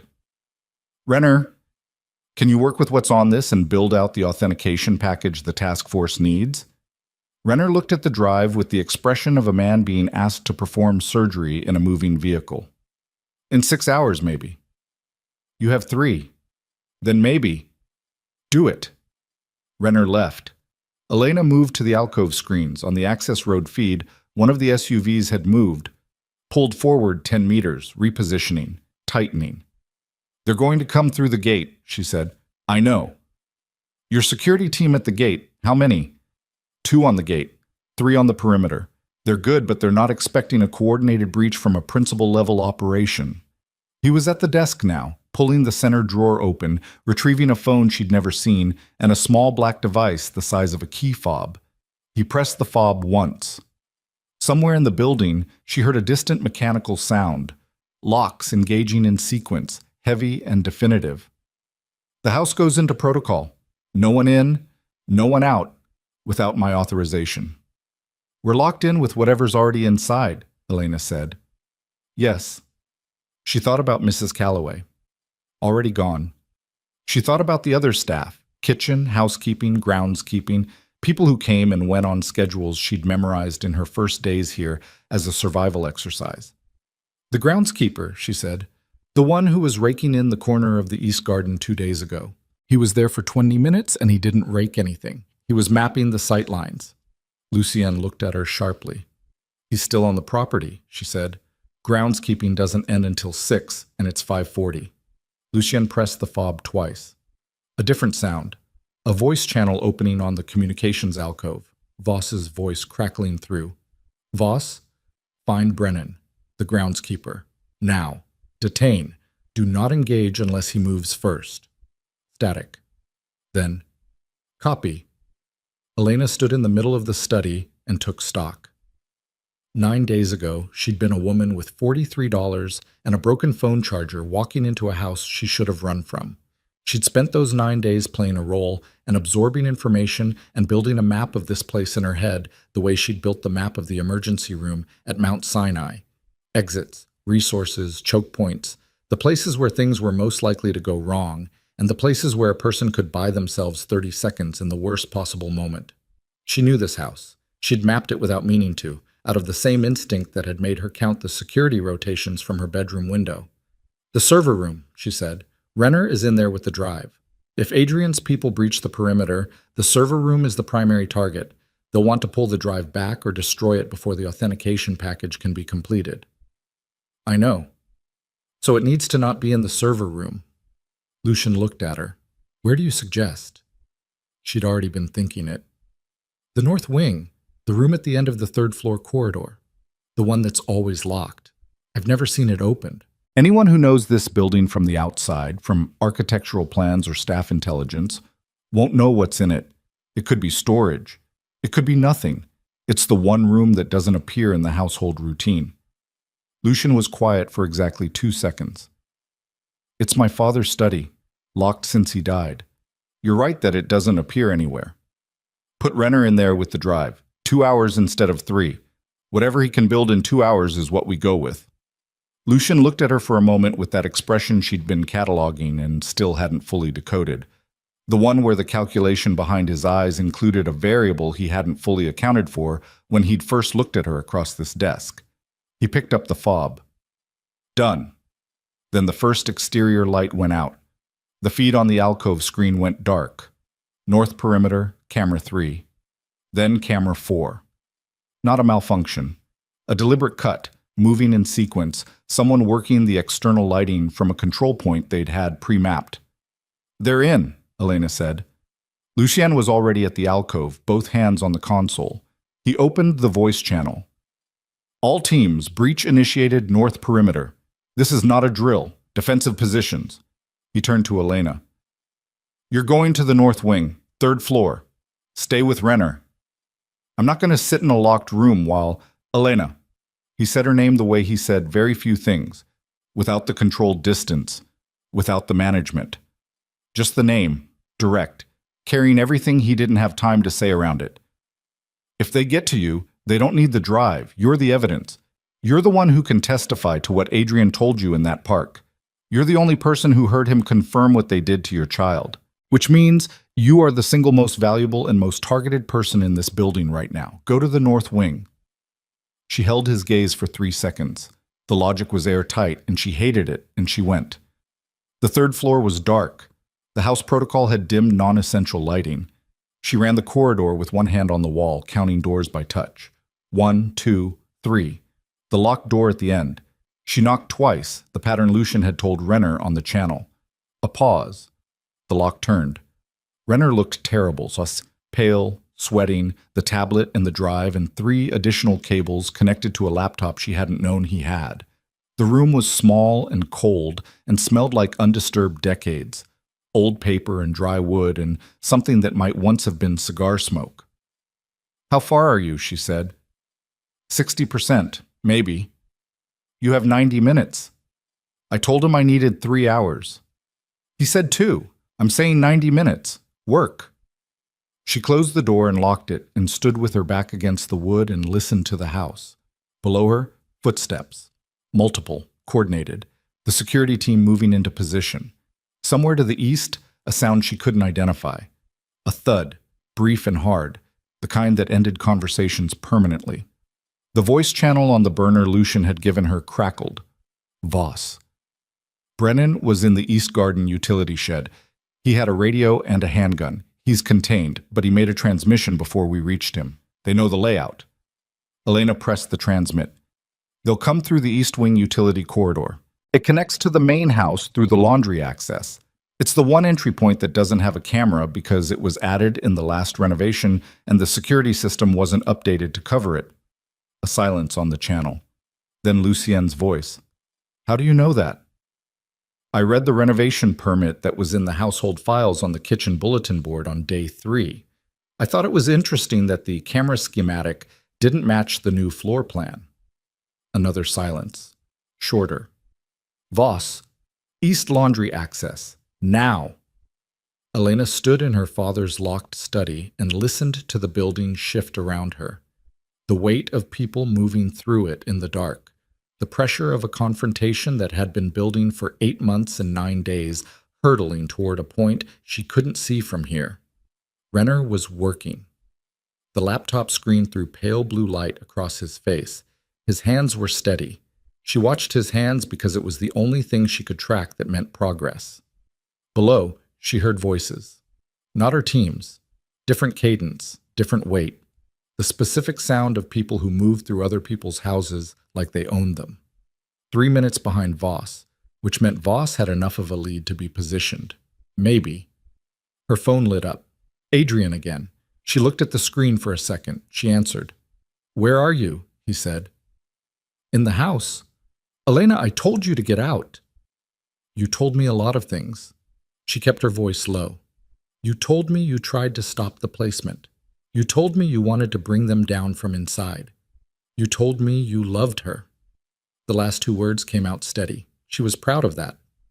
Every one of those things was designed to land in a specific place in my psychology and produce a specific response. You've been doing that since before I knew your name. A pause. When he spoke again, something in his voice had shifted. A very small thing, the kind of shift you'd miss if you hadn't spent 2 years learning the frequency of a person's emotional range. Not everything, he said. Don't. The answer I gave you in the park, I said don't. She pressed the phone harder against her ear. Below, something crashed. Glass, furniture, a brief escalation of sound followed by abrupt silence. You built an organization that had my child killed. Not someone in your organization. You. You were the principal. You made the decision. I didn't make that decision. Then who did? Her voice cracked. She hadn't meant to let it. She pressed on. Give me a name. Give me the person who sat in the room and decided, and I will personally walk that person into a federal building. But if that person is you, if you authorized it even once removed, then everything else is just more of what you've been doing to me since day one. Give me a name, Adrian. The silence lasted long enough that it was its own answer. Elena ended the call. She sat down on the dusty floor of a dead man's study and pressed her back against the door and breathed at the rate she'd trained herself to breathe. In, out, measured. Renner's laptop threw its pale light. Outside the locked door, the house held or didn't hold, and everything she'd walked into this building for was either still intact or it wasn't. 71 minutes. That was what she'd given Renner. At minute 43, the door at the end of the East Wing corridor tried to open. She heard it, the handle, the resistance of the lock, and then a sound she'd only heard in movies before tonight, a door being forced with something harder than a shoulder, methodical, experienced, 2 feet away from where she sat on the other side. She got up, she moved away from the door. The room was small enough that away meant 5 feet. The voice channel. She pressed transmit. North Wing, 3rd floor, east door. Someone's working the lock. Static. Then Lucian's voice, and something had changed in it. A roughness at the edge, the faintest texture of exertion. He was moving. 30 seconds. Hold the door. She looked at the door, looked at the room, the desk. Heavy, old wood, the kind built when furniture was meant to outlast the people who used it. She got behind it, gripped both sides, and drove it across the hardwood floor toward the door. The legs screamed against the wood. She drove it until it hit the door frame and stopped, wedged at an angle. The forcing on the other side paused, registered the resistance, resumed harder. Renner hadn't looked up from the laptop. His fingers were moving. She looked at the progress bar on the screen, 74%. How close? She said. Close? How close is close? 10 minutes if nothing goes wrong. The door shuddered. The desk moved 2 inches back. She put her weight against it. Lucian came through the other end of the corridor, the west access, the door she'd left unlocked behind her. And she heard him before she saw him. Footsteps, quick and deliberate. And then he was in the room with her, his shoulder against the desk beside hers. He was breathing harder than she'd ever heard him breathe. There was a cut above his left eye. Not deep, but recent, the kind that comes from something sharp moving fast. His shirt was torn at the shoulder. He didn't acknowledge any of it. How long? He said to Renner. 8 minutes. We have 4. He looked at Elena. The cut above his eye was running a thin line down toward his jaw. She reached up automatically, pressed the back of her wrist against it, the nurse's reflex she couldn't have suppressed if she'd tried. He went still under the contact, just briefly. I need you to do something. What? Your phone. Adrian's number. Call him back and tell him you'll give him the drive if he pulls his people back. She stared at him. That's a lie. Yes. He'll know. He'll want to believe it enough to take 60 seconds to decide. That's what we need. On the other side of the desk, the door gave another shudder. The desk scraped back another inch. Lucienne pushed. She pushed. The wood held. She pulled out her phone and called Adrian. He picked up on the first ring. Of course he did. I'll give you the drive, she said. Call them off. You get the drive, and I walk out of here. A silence. 6 seconds. She counted. Lucien's shoulder pressed against hers, hot through the fabric. Where's Viscari? He doesn't know I'm calling you. Another silence. 4 seconds. How do I know the drive hasn't already been compromised? Because I'm in the room with the person working on it, and he's at 60%. You pull your people back, you come in through the front gate, I hand it to you myself. 7 seconds. The longest 7 seconds Elena had ever stood inside. All right, Adrian said. Front gate, 20 minutes. The forcing on the door stopped. Renner exhaled. His fingers hadn't stopped moving. The progress bar read 89%. Lucien turned his head to look at Elena. The cut above his eye had slowed. His breathing was coming back down. In the pale blue light of the laptop screen, his face was all shadow and sharp angles and the particular expression of a man recalculating every estimate he'd made about a person and finding them consistently short. 8 minutes ago, you told him you couldn't forgive him, he said quietly. I can't. But you just bought us 6. She held his gaze. The desk was still braced against the door. Behind her, Renner was working toward a number that would end this or wouldn't. Below them, the house was holding its breath. I learned from watching you, she said. Lucien looked at her for one more second. Then he reached past her to the voice channel and opened it. Voss? Front gate stays closed. Weapons ready. Adrian Vale approaches in 20 minutes under the impression he's receiving an exchange. When he's through the gate and out of the vehicles, you, Renner said, done, at minute 6. Not triumphantly. Not with any register beyond flat exhaustion, a man who'd been running at maximum capacity for too long stating a fact the way you state the time when someone asks. He pulled the drive from the laptop, held it out without looking up, and said it again. Done. Authentication package is complete. 93% integrity. It'll hold. Lucien took the drive. He looked at it for 1 second, just one, then opened the voice channel. Renner's finished. Package is complete. Get it to the federal contact now. Use the secondary drop protocol, not the primary. Assume primary is burned. He looked at Elena. The gate. She was already moving. The corridor outside the North Wing study was clear. Voss's team had pushed Adrian's people back to the east access point during the 6-minute window the fake negotiation had bought, and the laundry corridor was now held. Elena moved through the 3rd floor and down the main staircase with Lucien 1 step behind her, his hand not touching her but close enough that she could feel the heat off his arm in the cold air of the darkened house. The cut above his eye had clotted. He hadn't touched it once. The motor court was lit by the estate's emergency protocol. Low, amber, utilitarian. Voss was at the gate with 2 of his men. Beyond the iron bars, Elena could see headlights. 1 vehicle.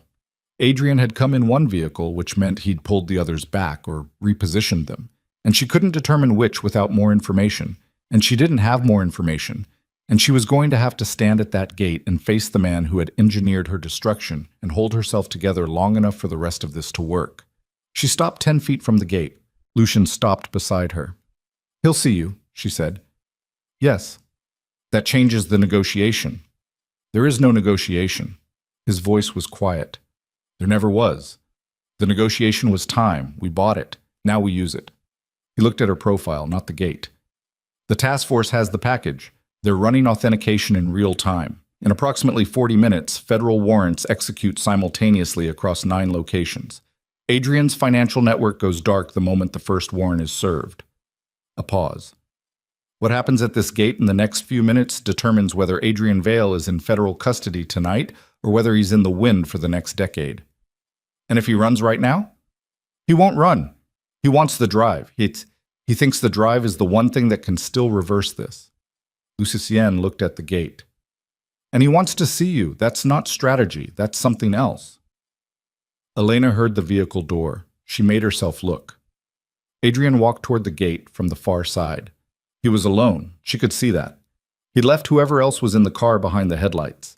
He moved the way she'd watched him move across Riverside Park 3 days ago, and 3 days felt like a different geological era, a layer of rock compressed by everything that had happened on top of it. He stopped at the gate, the iron bars between them. He looked at her first, then at Lucien, and something moved through his face, a rapid sequence of responses that he controlled too slowly, that she could read now with the clarity of a woman who'd spent 9 days learning to read a man who was far better at concealment than Adrian had ever been. Surprise? Recalculation. A flicker of something she still couldn't name that came and went before she could pin it down. "You lied," he said. To Elena, not Lucian. Yes. He absorbed this. His jaw worked once. He looked at Lucian with an expression that had left negotiation entirely, and arrived somewhere colder. Viscari. Vele. The drive is already with the task force, Adrian said. I know that. I'm not here for the drive. He paused. His hands were at his sides. His coat was the same gray one from the park. Everything about him was controlled and assembled except his eyes, which were doing something he couldn't stop. I'm here because she called me. And because whatever she's decided, I want to hear it from her directly. Elena stepped forward, one step to the gate. The iron was cold when she put her hand on it, a bar running vertical, her fingers wrapping the metal. Why did you really come here? She said. And don't give me the speech. Don't give me the construction. Why did you get in that car tonight and come to this gate when you knew it was over? Adrian looked at her through the bars. He was 3 feet away.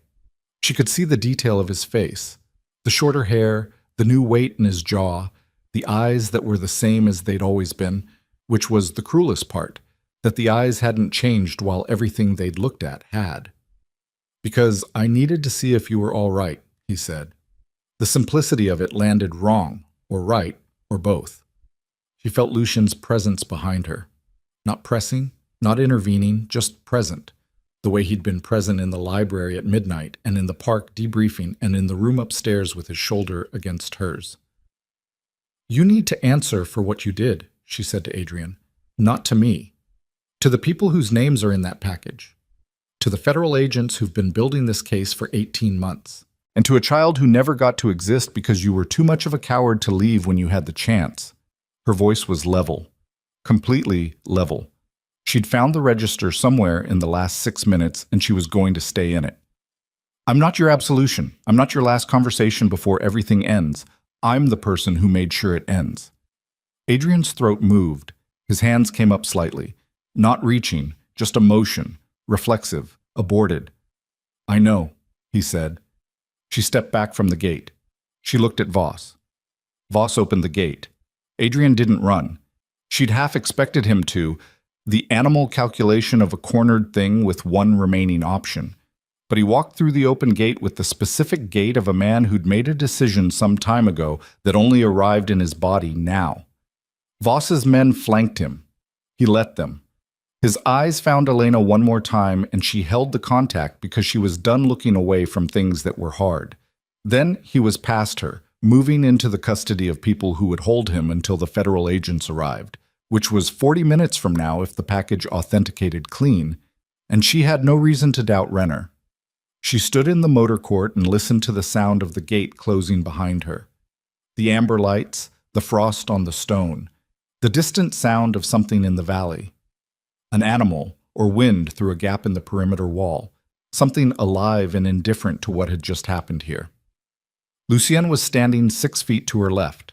He was looking at the estate house, the dark windows, the stone facade, the lights beginning to come back on as the emergency protocol lifted, room by room, floor by floor, the building restoring itself. It's done, she said. The arrests aren't complete yet. The arrests will be complete. That part's done. She looked at him. Caruso? Picked up 40 minutes ago at his residence in Queens. He didn't go quietly, from what I understand. The corner of his mouth moved. Not a smile, but adjacent to one. The Morelli network's secondary structure will take another 6 weeks to fully dismantle. There'll be remnants. There are always remnants. But Adrian's financial architecture is gone. Gone and documented and entered into federal evidence. The organization doesn't survive without the money. The people who remain are rats without a ship. He paused. It's done. She nodded. The words settled. She thought she'd feel something large when this moment arrived. Relief, or rage finally spending itself, or some clean cathartic collapse that the movies had trained her to expect at the end of things. Instead, she felt something quieter and more durable. The specific exhaustion of a person who has carried something very heavy for a very long distance and has now set it down and stands there feeling the absence of its weight. Not empty, just unloaded. Lucien said her name. Quietly, in that register he used only when he wasn't managing the delivery. Elena.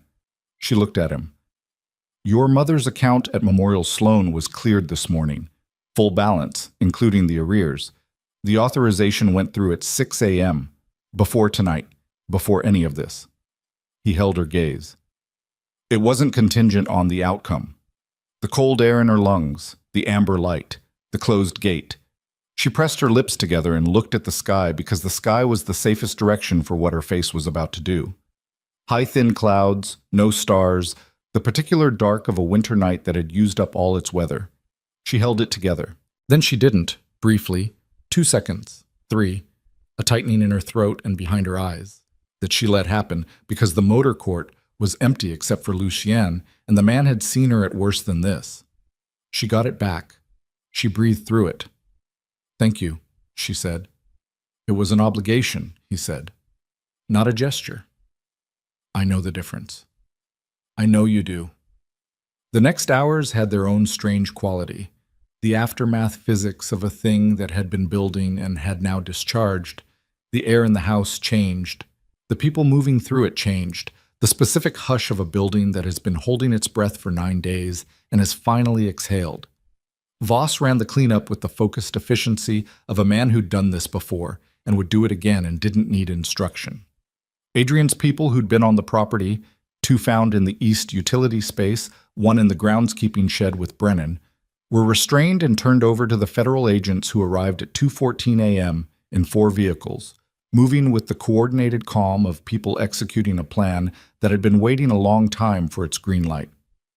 Elena watched from the 3rd floor window as Adrian was walked from the estate into the back of a federal vehicle. He didn't look up. She hadn't expected him to. The vehicle pulled out of the motor court, through the gate, onto the private road, and disappeared into the dark of the trees. She stayed at the window after the lights of the vehicle were gone, long enough that the cold coming through the old glass frames had numbed her fingers. She thought about the bench in Riverside Park. She thought about the hand over hers. She thought about the simple, declarative yes that had come out of him when she'd asked if he'd loved their daughter, because she'd always thought of it as her, always from the first week, when Adrian had said, "We don't know yet," and she'd said, "I know." And she held that yes and examined it from every angle she had and decided, finally, to believe it. Not because it changed anything, not because it made him someone different than the man who had built the machine that killed that child, but because the yes was the one thing he'd had no reason to give her, no strategic value, no leverage, nothing it could buy him. He'd given it because she'd asked, and the truth was smaller than the lie would have been. She let him have that. She could afford to. She was still standing. She went downstairs at 3 in the morning. The kitchen was empty but lit. Someone had left the range light on, the low amber of it making the room look like a photograph of itself.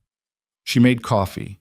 She made it the way she made it at Rosario's, automatic and precise, because her hands needed something to do while the rest of her settled. She was on her 2nd cup when Lucien came in. He was in different clothes. He'd changed at some point, dark shirt, dark trousers, the uniform of a man who defaulted to black because it made decisions simple. The cut above his eye had a thin strip of medical tape on it now. She hadn't put it there, which meant he'd done it himself, which meant he'd found a mirror and stood in front of it and handled the wound with the same functional indifference he brought to everything that was wrong with his body. He looked at the coffee. She got another cup without asking. He sat at the kitchen table, not at the head, just at the side, like a person at a table, not a man at his own property. They sat in silence for a while. The range light, the coffee, the house around them quiet in a way it hadn't been since she'd arrived. "Mrs. Calloway," Elena said. "Found in a hotel in Midtown. She's in federal custody. She's been working with Adrian's network for 14 months. He turned the cup in his hands. I hired her 12 years ago. She watched me build this place. I'm sorry. Don't be. She made a choice. People make choices." He looked at the table. "I'm more interested in how I failed to see it.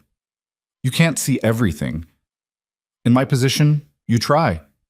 In your position, you're still a person. She said it without particular weight, just placing it there. Boss? Clean. He came to me when Dara gave him the information about Adrian. He could have sat on it, used it the way Dara was planning to.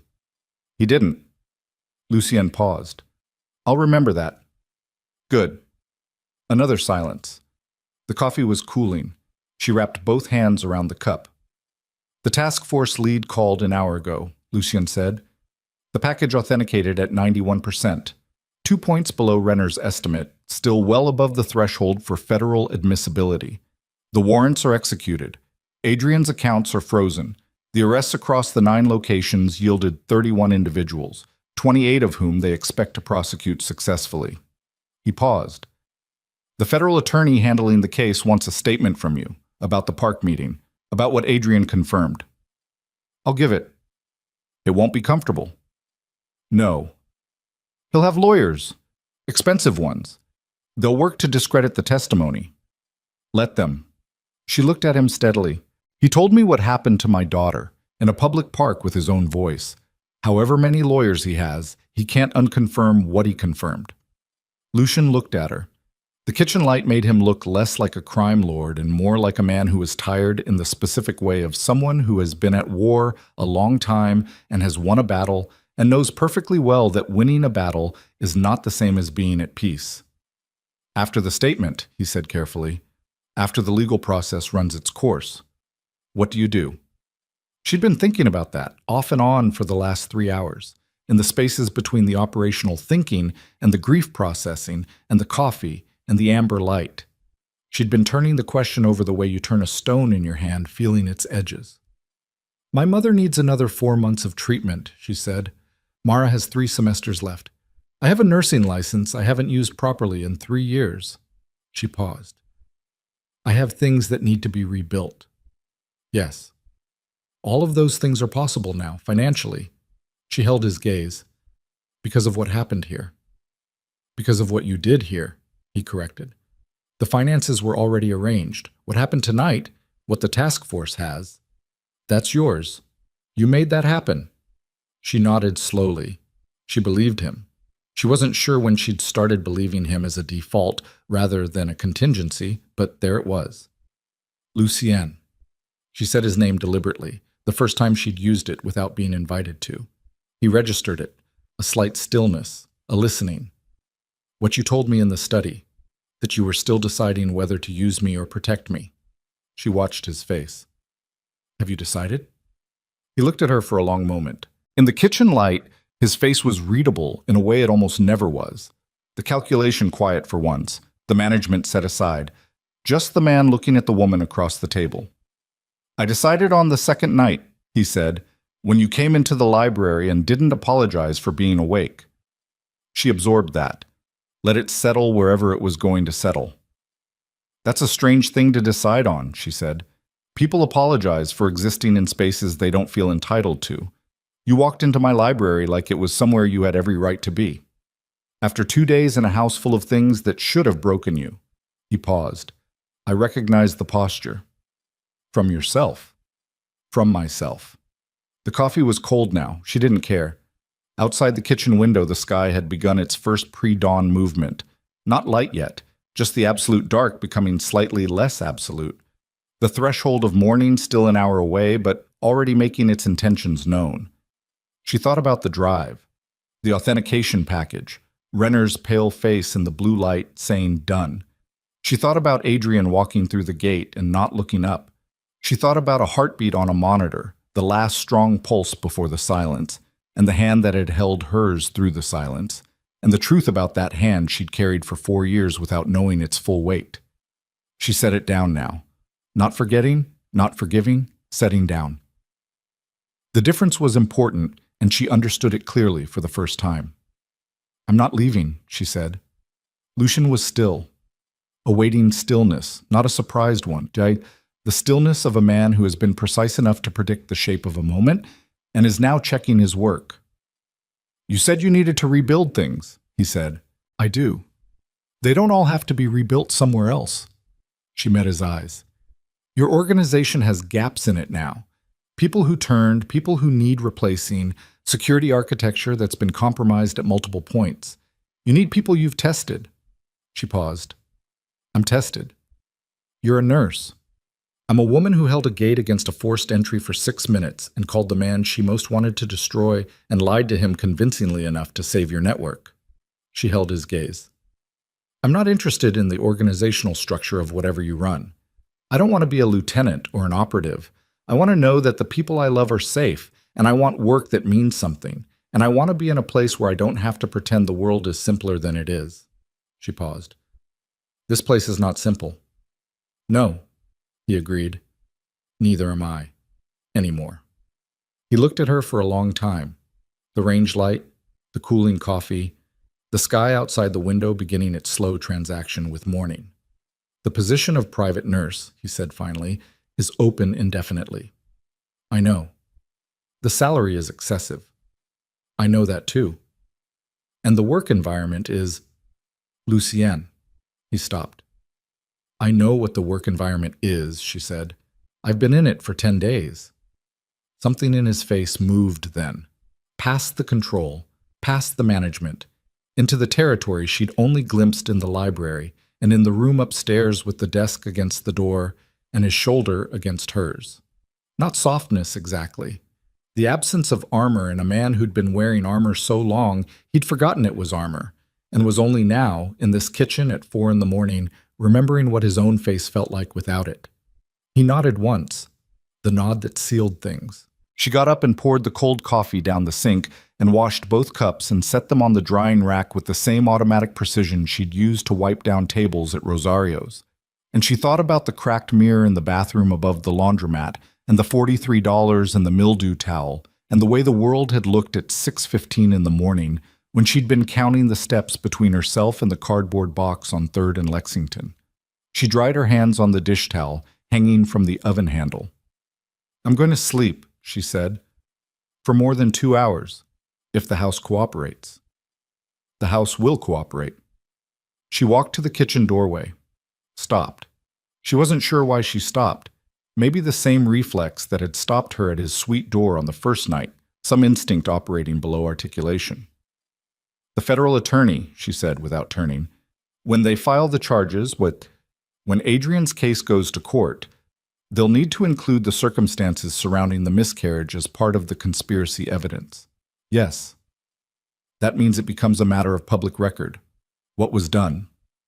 Yes, she breathed, in, out. Good, she said. She deserves to be on record. She walked out of the kitchen, down the corridor, up the main staircase, through the 3rd-floor hallway, past the door to a dead man's study where Renner had built the package that ended things, into her room. She hung the Carhartt on the hook behind the door. She took the rubber band out of her hair and set it on the nightstand beside the photograph of her mother and Mara at Coney Island, the summer before the diagnosis, the two of them squinting into the sun with ice cream cones and expressions of pure, uncomplicated happiness. Elena looked at the photograph for a moment. Then she lay down on the bed and closed her eyes.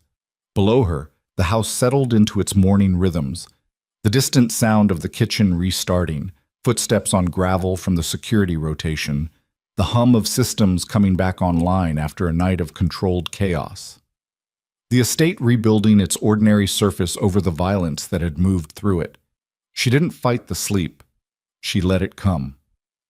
When she woke, 4 hours later, the sun was full on the window, and her mother had texted her good morning, and Mara had sent a photograph of the CUNY library with the caption, grinding, all lowercase, the way Mara did everything, the specific typographic shorthand of someone so comfortable in their own life that punctuation felt unnecessary. Elena texted back, a single word, good. She sat up on the edge of the bed in the big quiet room and held the phone in both hands and felt the full reality of the morning. Not the absence of the night's events, not a clean slate, nothing so simple as that. The events were there. They would always be there. Adrian's yes in the park, the gate opening, the car pulling away through the dark trees. Renner's done, the authentication package, 31 arrests, and one particular pair of handcuffs she would read about in a federal document and someday, in a courtroom, C applied to the man who had built his empire across the wreckage of her first life. All of it was there.